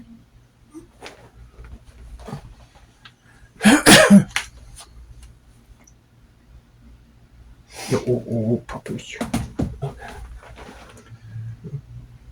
Okay. Well, that sounds like a bullshit way of saying they're gonna fucking. I know it's Yellow Jackets. Just. If they had he kind of jokes about we'd have to fold her up into an accordion. I could fold you up like an accordion if you'd like. She'll be well taken care of. You make sure of that. Or I'll, can I check dude's name tag and shit? Make sure I know this fucker by name, so if anything happens to Sarah, I know who to go hunting? Okay. None of them have name tags. I'm gonna spit on the front of his shirt so he's got a nice little mark, so I can find his ass. I'm gonna hold this motherfucker accountable. You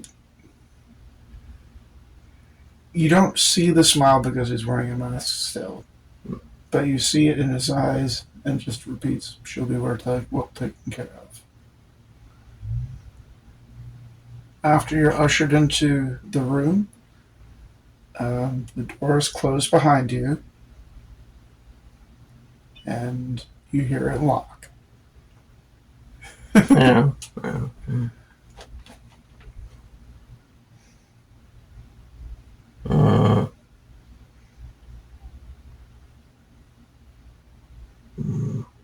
Okay, so Mercy is in the room with me? Or... She's in the room with me. Okay. And it's like a little apartment. Kind of like the fucking pub. Mm-hmm. Creepy as fuck. A little bit bigger than one of those, but yes. Okay. Well, kitchenette, bathroom, living room. Is there anything like Peter Feather's apartment in the pub? Well, those were made to be a lot smaller, but homey. Okay. This is a bigger ship, so it's bigger. Okay. So there's a little more room. You get the feeling it's just as rubber stamp repeated as the ones in the pub, probably. But it's bigger. Okay. There appears to be food in the fridge. Well, I'm gonna nom down on some food, do some nervous eating. She makes some steaks and stuff. I'm so glad they found us. I don't. So when people turn into like the fucking Stanford housewives and shit, that's when I just kind of like, okay, something's fucking. When she says that she's smiling, that smile does not go to her eyes. Yeah. And she kind of like, I'm so glad they found us. I hate when people do that, but like, yeah, me too. Fuck the police. Like, I don't. I'm like a person and start banging on the fucking wall and like bouncing off. Let me the fuck out of here! Fuck you all, bitches! You can't keep being here! I'll get your eyes out and shut my butthole! Well, before you do that, Fucking.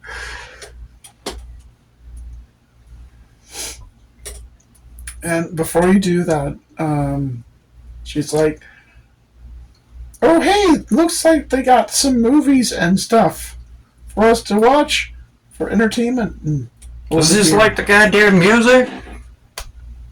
Probably. Well, sure, let's fucking watch the goddamn movie. Fucking. God,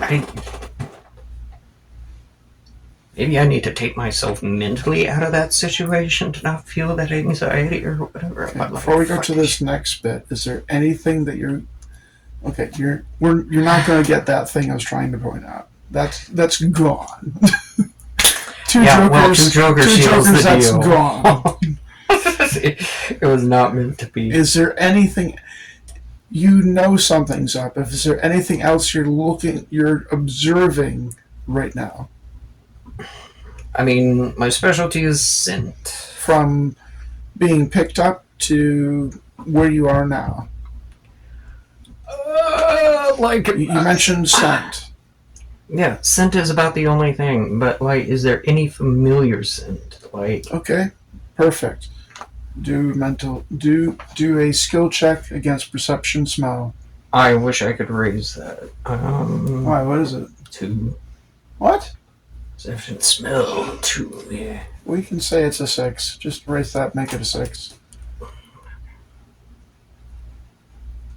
It's 6. Okay. I just goddamn. Okay. Well, you had over a month to like develop skills and shit. So. Okay. 9. Okay. Plus 6. Plus 2. 9, 6, 2, 8, 17. 17. 8. Beat it by 9. Okay. You smell old, mustiness, possibly rust. How much did you win it by? 8. 8. Okay. Beat it by 8. You've had a lot of experience with a wide variety of races throughout the cosmos as it's known. Because you've been to more than one planet. You've been alongside a wide variety of different kinds of people. Using that particular sense, something that you notice is a absence of variety.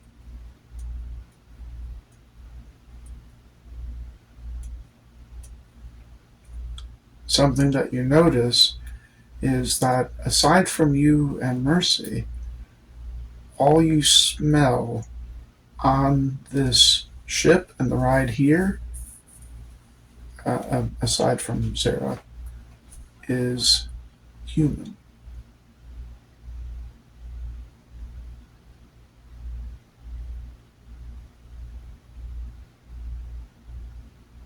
Okay.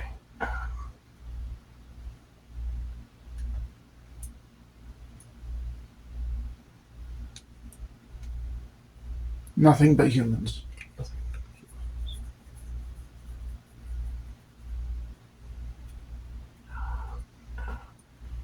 So I mean, I fear if the Galactic Police... Well, the Galactic Police might have other things than humans, but I don't... They would. I just... Galactic Space Police was set up as law enforcement throughout known space So to they encompass would have all the planets and races as a unified group of people. Okay, so this is a point where my character can officially say, "Hey, this ain't the place." If they are, to be highly irregular. A ship that shouldn't exist at this point. A makeup of races that is absent from this. You would expect to have maybe not in abundance depending on where you are in the galaxy. Yeah, But something. A bird person here, a lizard person there, a cat person, etc. Some element of diversity, especially when you're having sample sizes as large as 35 on just the dropship alone. Yeah. Human, nothing but human. Huh? Okay. Alright. Well, okay, so my previous experience with Yellow Jacket systems, I was probably mostly unconscious for. Yeah.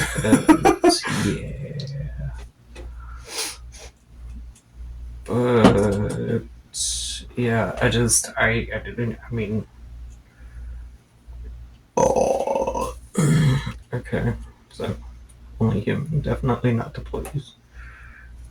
God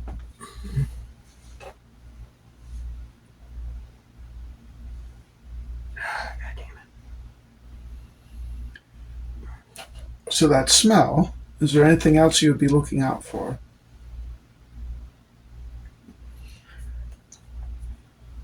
And there's no smell of like, well, I guess there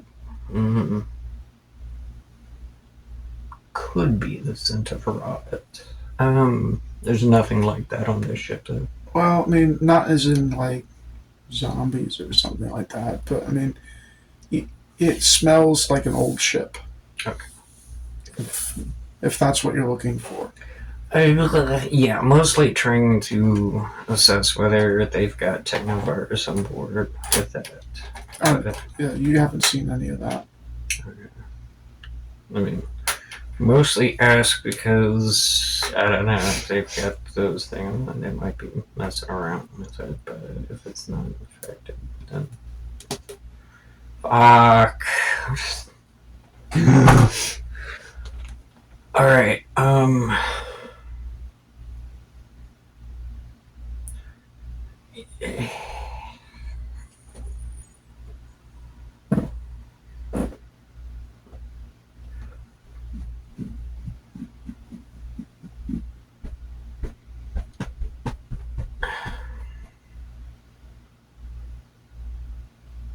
I mean, you said there's nothing on the uniforms or helmets, and nothing. You don't see anything obvious like a yellow jacket or YGS.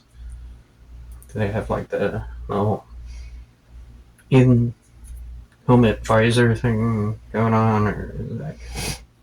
So, well, I mean, you can see their eyes through the mask because it looks like there's something going on in their helmet.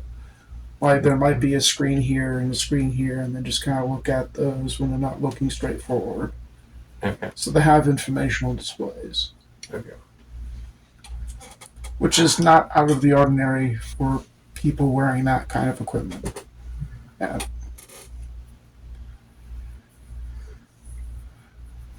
Which, that's something else.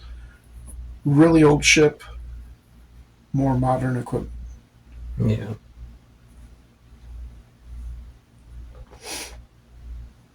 I'm trying to find the pieces to put together, but the pieces are not like. I just.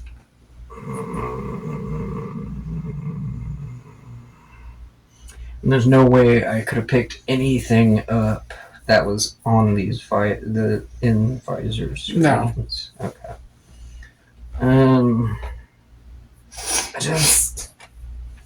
And it was all cops, or quote unquote cops, Like All of them black uniforms, same black armor uniforms. weapons, not out of the ordinary. They're all similar. Like they're not AK-47s, but it's like everybody has an AK-47, so they're what the weapons issued to them were issued en masse is just standard equipment, which is nothing new in terms of the Galactic Space Police. They don't get to carry around just whatever bullshit. No rocket launchers or anything. Yeah, it's like, here's your rifle. Keep the peace.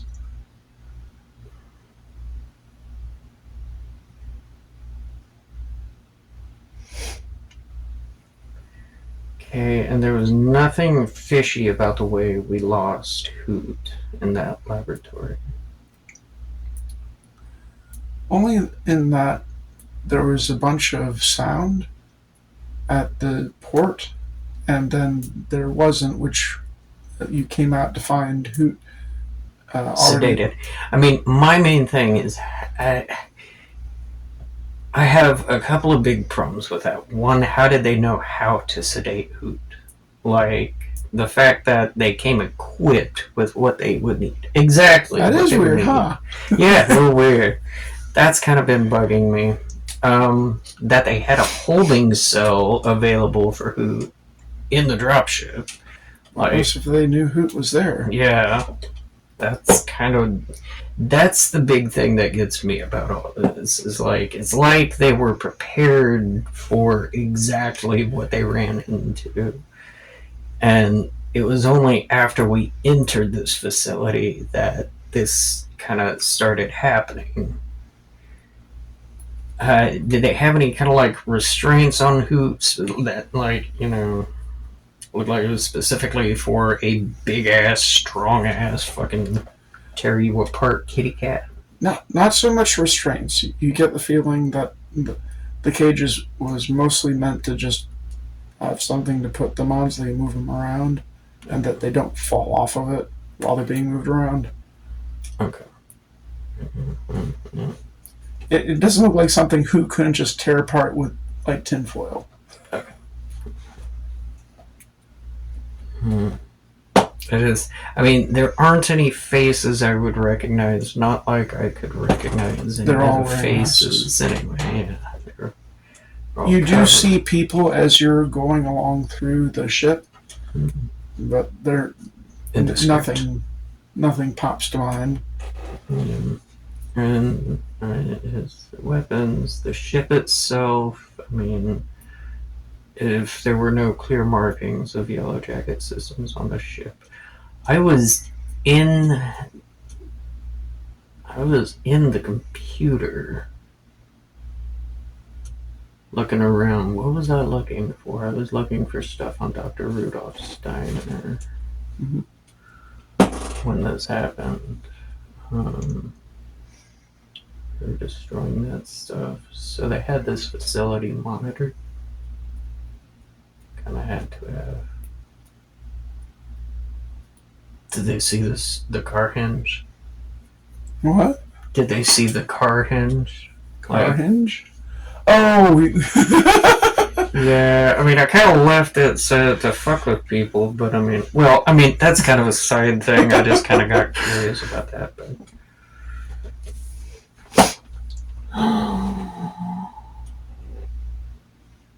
I mean, do you ask any of them on the way up? Fuck yeah. Yeah, did y'all see fucking car hinge down there? Fucking dope, right? Like, who the fuck did that? Who knows? No, we saw it on the way there. Okay. Some random, faceless galactic space cop says. We thought it was pretty cool. They'll stack your bodies up like that when we're done. Fuck you. Fuck the police! Power to the people! I don't know. It is.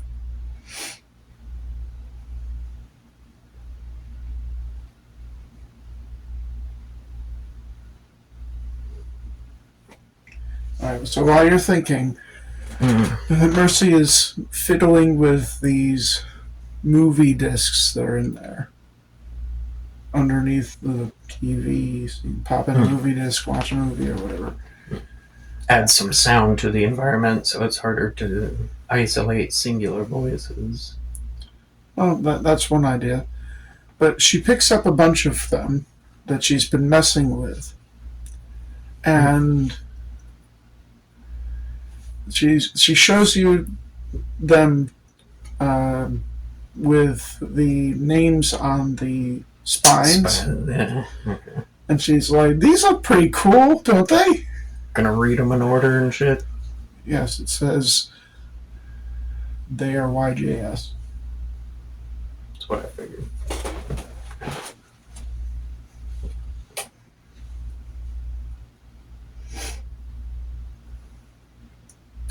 Yeah, those are cool. And then, movies. then she puts the movies back, shuffles around with them some more.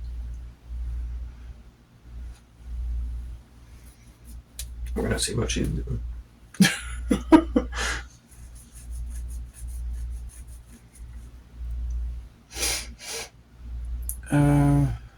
Is there like a writing utensil in this place? No. God fucking damn it!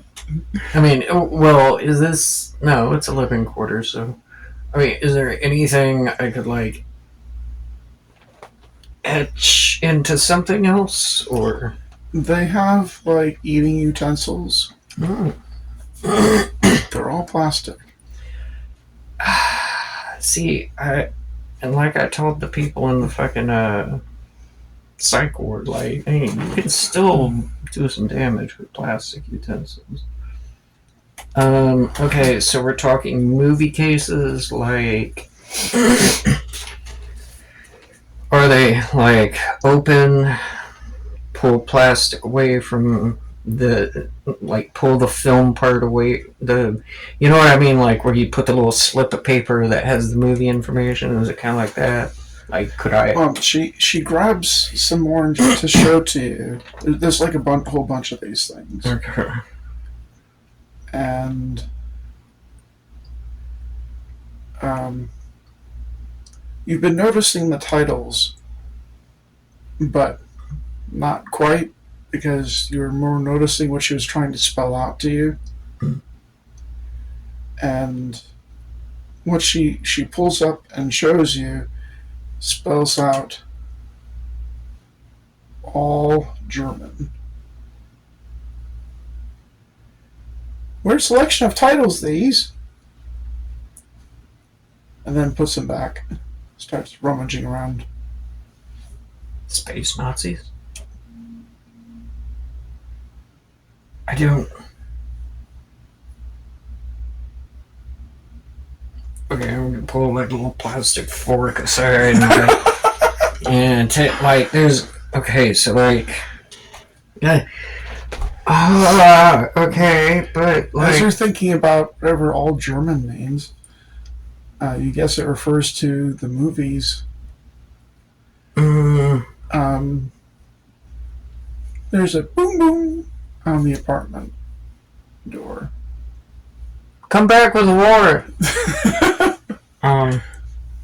Okay, so like, God damn it, I'm racking my brain on what the fuck's going on with the German fucking space Nazis. Jesus Christ, I don't know. Fuck.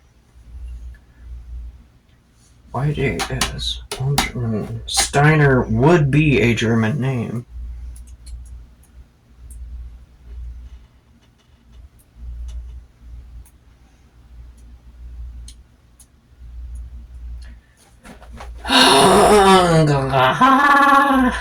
Okay, so like, okay, do these film covers like have paper, or like the movie cases? Do they have any form of paper to like? It's printed on the cases themselves. Yeah, fucking damn. Okay, well, I tell you what, I'm gonna take this plastic fork and just take the butt end, not the tines, but the butt end, and like scrape into one of the like. Is it at least a plastic case that I can like try and scratch something? Before you do all that, after the doorbell goes bing bong, the door opens, and it's the cop from earlier.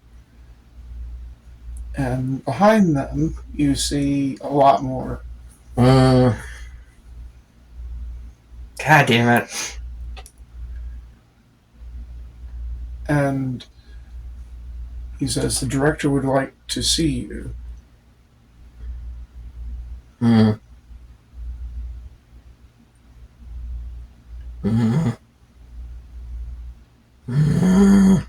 And not just that, but the director would like to see you, Miss Pyre.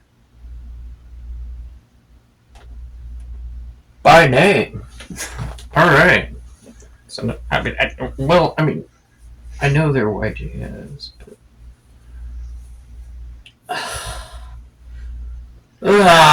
Alright, well, whatever. I mean, if we're...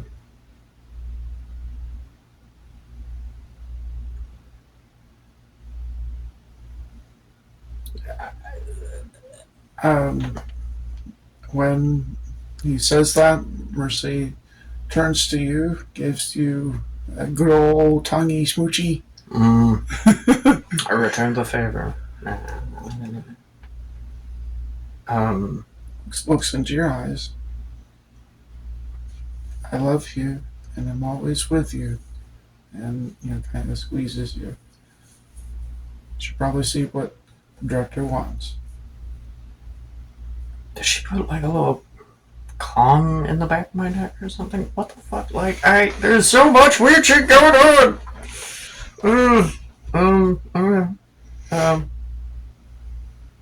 Alright, love you too. I just don't know what the fuck is going on. Fucking space Nazis and shit. I don't know. Like, yeah, I don't know. Like, I'm missing something big, but like I'm never gonna guess it on my own.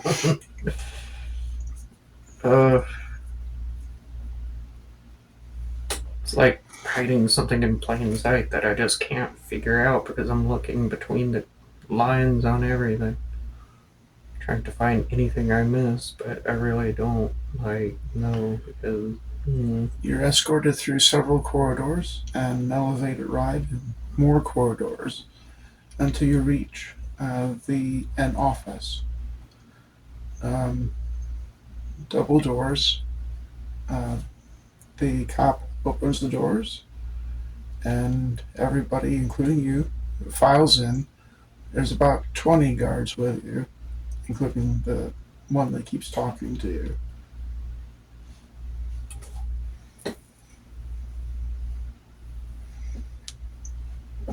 And there's like a big desk, and other side a high-backed chair. Oh, super villain, cool. Tell that Rudolph Steiner bitch he can go burn.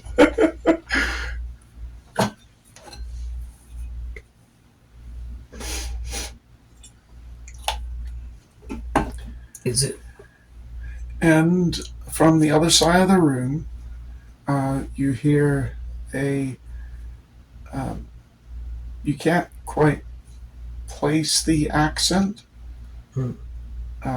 You've been exposed to a multitude of accents before, including human accents, bird accents, lizard accents. Every species has their language, but also variations on a theme because of regional and cultural and stuff. Yeah. This is an accent you haven't heard before. Okay. But you would characterize it as a thick accent, but understandably as human. Okay. A human is speaking.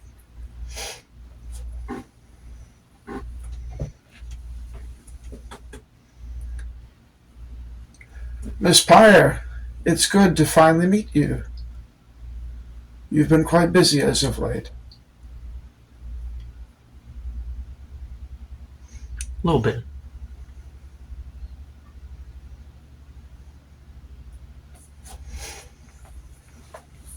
On the sunset of my years, I despaired at the weakness of my flesh.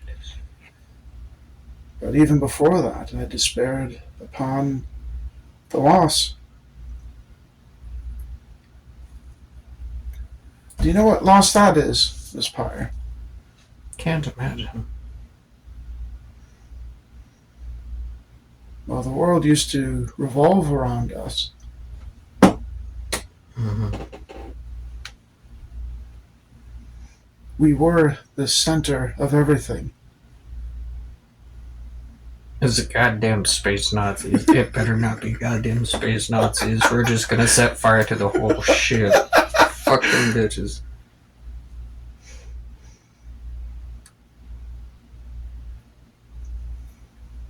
And then the first alien encounter happened. We weren't quite the center of the universe anymore. Then another, and another. Earth. Then we weren't just not center or off center. No, we're near the center anymore. Displaced, supplanted, and outskilled, outperformed. We lost our place. Skill issue! So, Miss Pyre, we've been working tirelessly for a very long time to put us back exactly where we deserve to be. Where is that?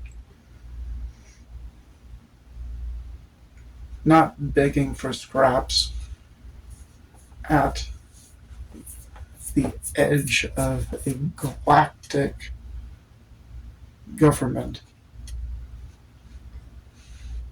but be the center above all. Space Nazis. It's gotta be. These people are fucking, I mean, all German, fucking all human. It's gotta be like one of those things where it's like, we are the master race, and it turns out to be some inbred redneck. Well, I mean, you've learned history. You've had a public education covering stuff, and you've been around long enough to read stuff. Earth history. Earth history, bird history, lizard history, cat person history, etc. You know, not specifics, like you don't know what this particular flashcard tank is, but the broad strokes. And to be fair, the broad strokes have a lot of similarities between races. Not so much with your race. Not to say that there hasn't been war. If there's resources, people are going to fight over them. But some broad strokes are not repeated, which makes them stand out even more. One of the reasons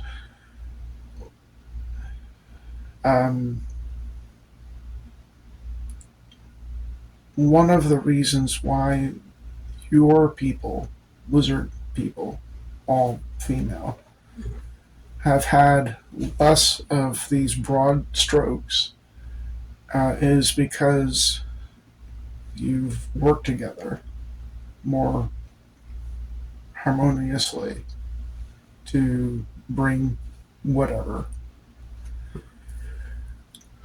which sets certain other races apart in those broad strokes in comparison to your own. One of them would be Nazi Germany. Another one would be the Bird People's Blue Sky Purge.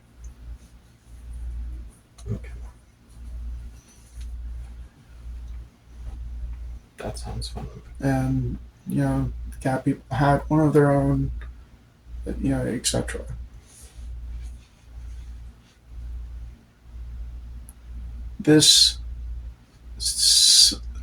doesn't sound like a particular speech. This sounds like a speech that has been said before by various races who've had a similar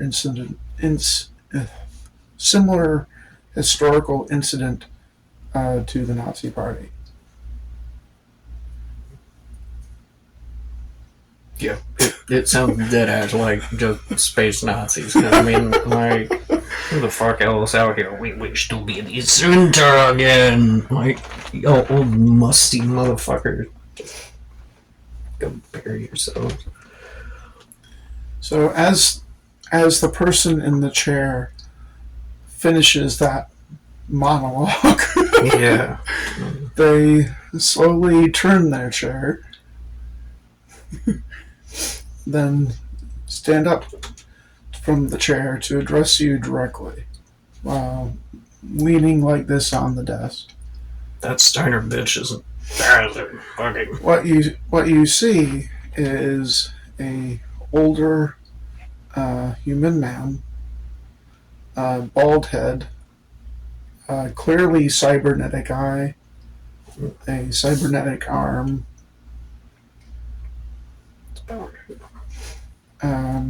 Looks like he's been enhanced in other ways.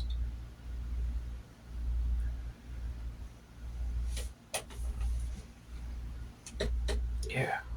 That's about right. Okay.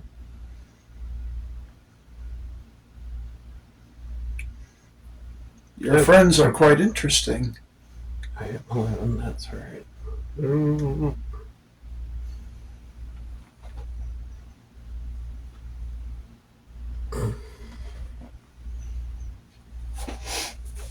Yeah. No one would have believed that Athena was still around, and patient 1152 we thought we lost in the pub. Probably just as well you did. It's not like they...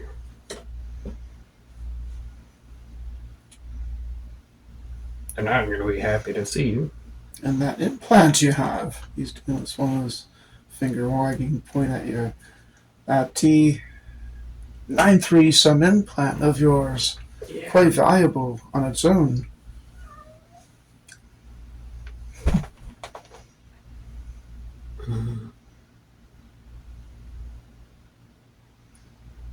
So imagine our luck finding all three of you all at once.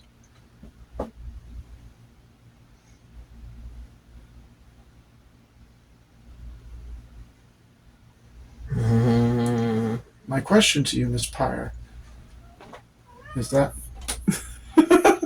It's meow! Meow! Meow! It just starts meowing at you. See, I can deal with this. Another guy's like, sir?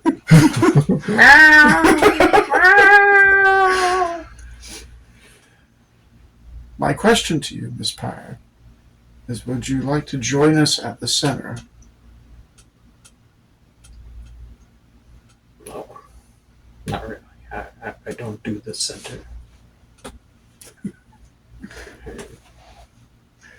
And I definitely don't do fucking Nazis. And certainly not Nazis in space, so no. I'm sorry, I'm not, no. I mean, I'm sure the alternative is, you know,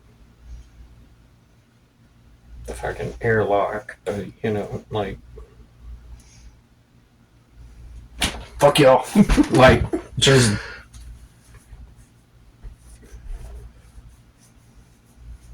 You can smell Nazis from a mile away. I'm good.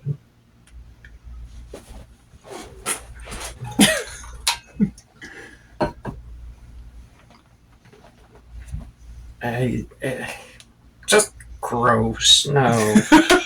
No. I'm sorry. You're not. No. And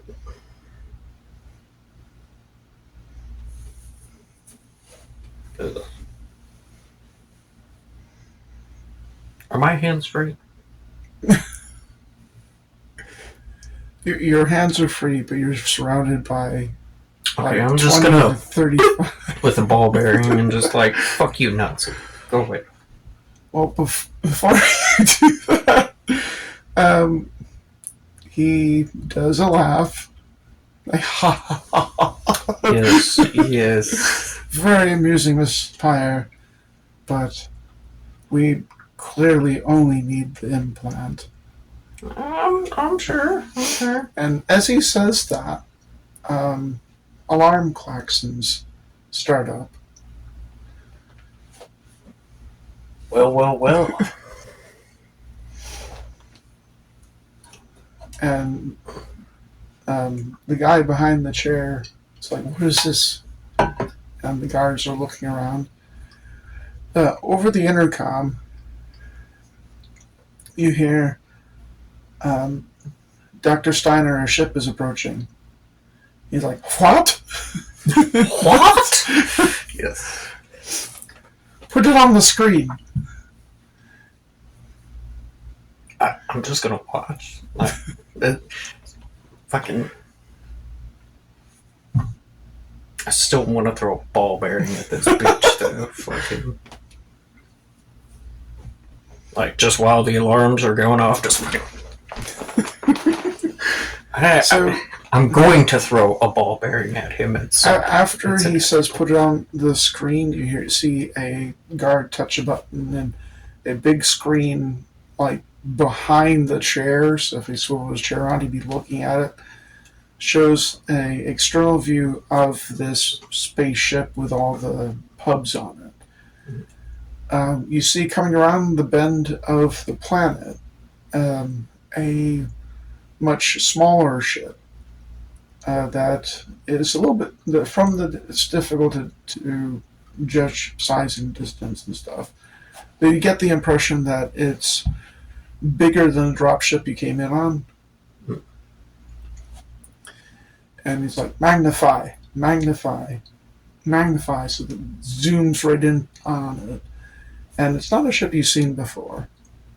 It does look more modern than the one that you're currently occupying.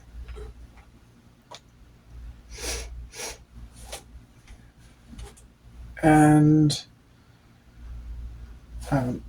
somebody over the intercom says, Dr. Steiner, we're being hailed.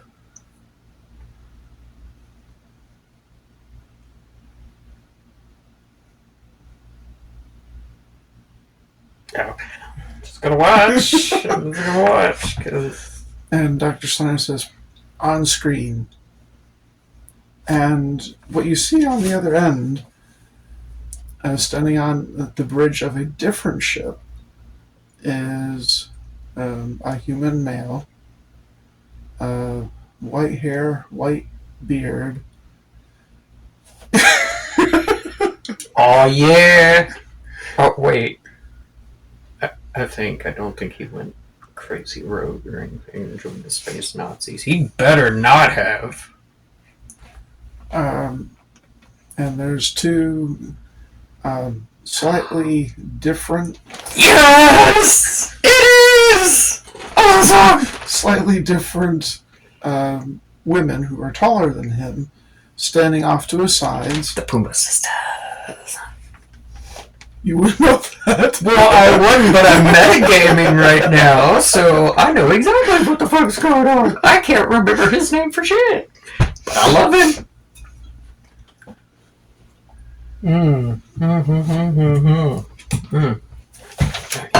The irony is just... Wait, that's not irony. That's...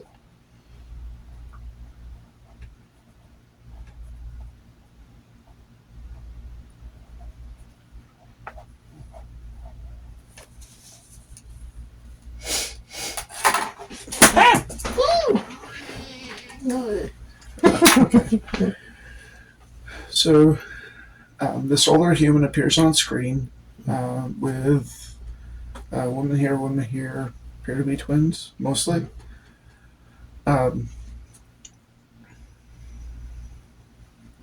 This is Dr. Blake Silver of... Yes, okay, that's right. And he says this much more authoritatively than I do. This is Dr. Blake Silver of the starship Starburst. We hereby demand that the Corinth and its crew all immediately surrender to be boarded. Fucking right. And Dr. Stein's like, who's this person? Can I take this moment, like, while he's in his to just, like, clink him with a fucking ball bearing? As you go to do that, a guard, like, bumps you from the back just enough to let you know that further bumps would be coming.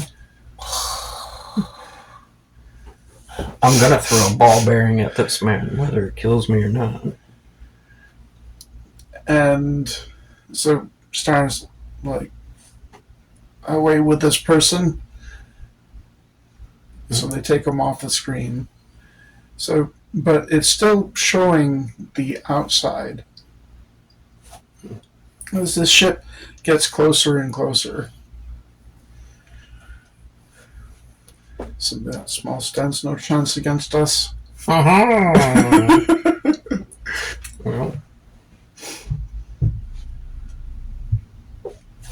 So, Miss Pryor, I'm feeling generous, given that joke a moment ago. Why not join us at the center?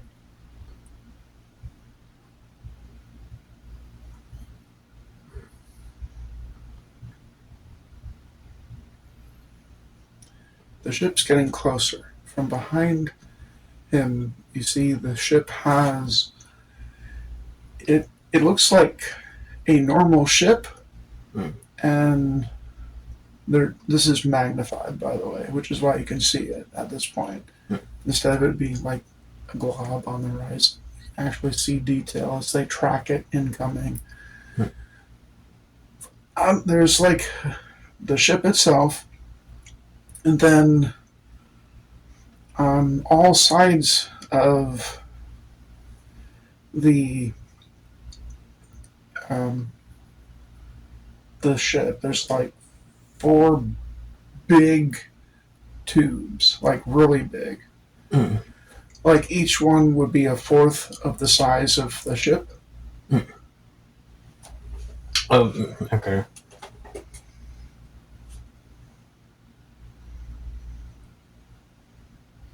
And Miss Pryor, don't think about them saving you or anything silly like that. The Corinth has more than enough laser shielding. They can't possibly do anything. They are a gnat that will soon be swatted. Is it just laser shielding? Like, just words off lasers? Like, y'all didn't think about anything other than lasers coming flying at your spaceship?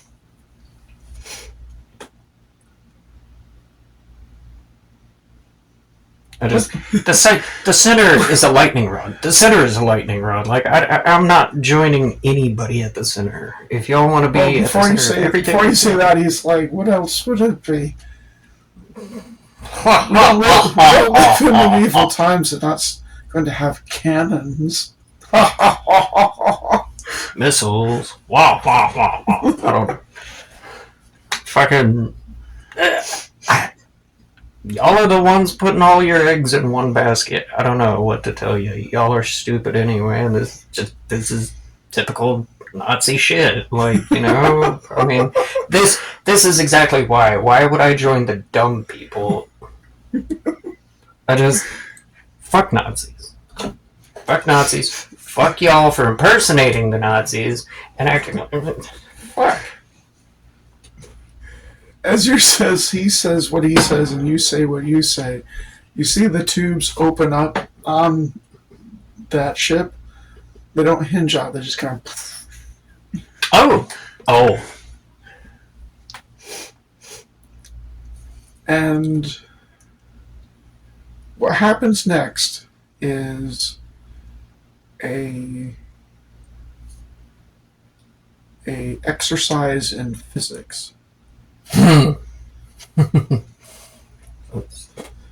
As the ship itself seems to come to a stop, but if after accelerating around the planet and then coming to a stop, it launches. Oh god, what if it is cannons? being propelled by nothing but their own momentum, you see a huge spread of metallic spheres come out of the tubes. Oh yeah, y'all should maybe run for cover now. This fucking. You hear something else come on the intercom. Dr. Steiner, they're firing at us. We have enough protection from lasers. Dr. Steiner, they're not lasers. What did I just fucking say? What did I just fucking say? Who? What? Shortly after saying they're fucking not Nazis. lasers, metal spheres the size of several hundred metal spheres. Looks like he's gonna get a ball bearing to the face, whether he likes it or not. Shit. The size of my car, essentially. God damn. Spew out of those tubes and propelled by momentum.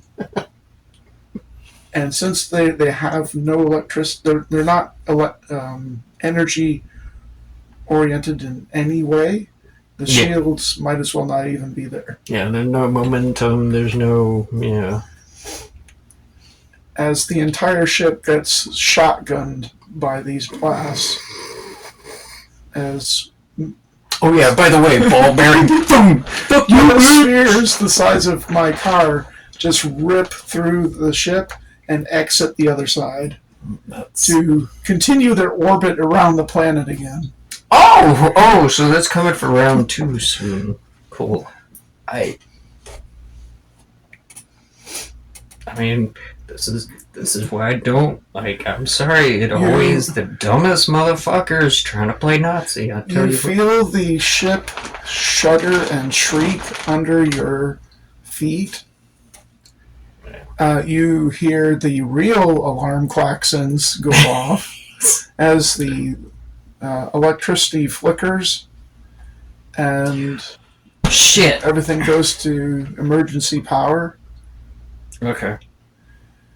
And you hear other things as well. I'm sure there's a lot of other things going on right now. So, before too much gets started, my priority is Mercy and Sarah. That's it. So, after the ship gets shotgunned and you hear all this destruction and other stuff going on,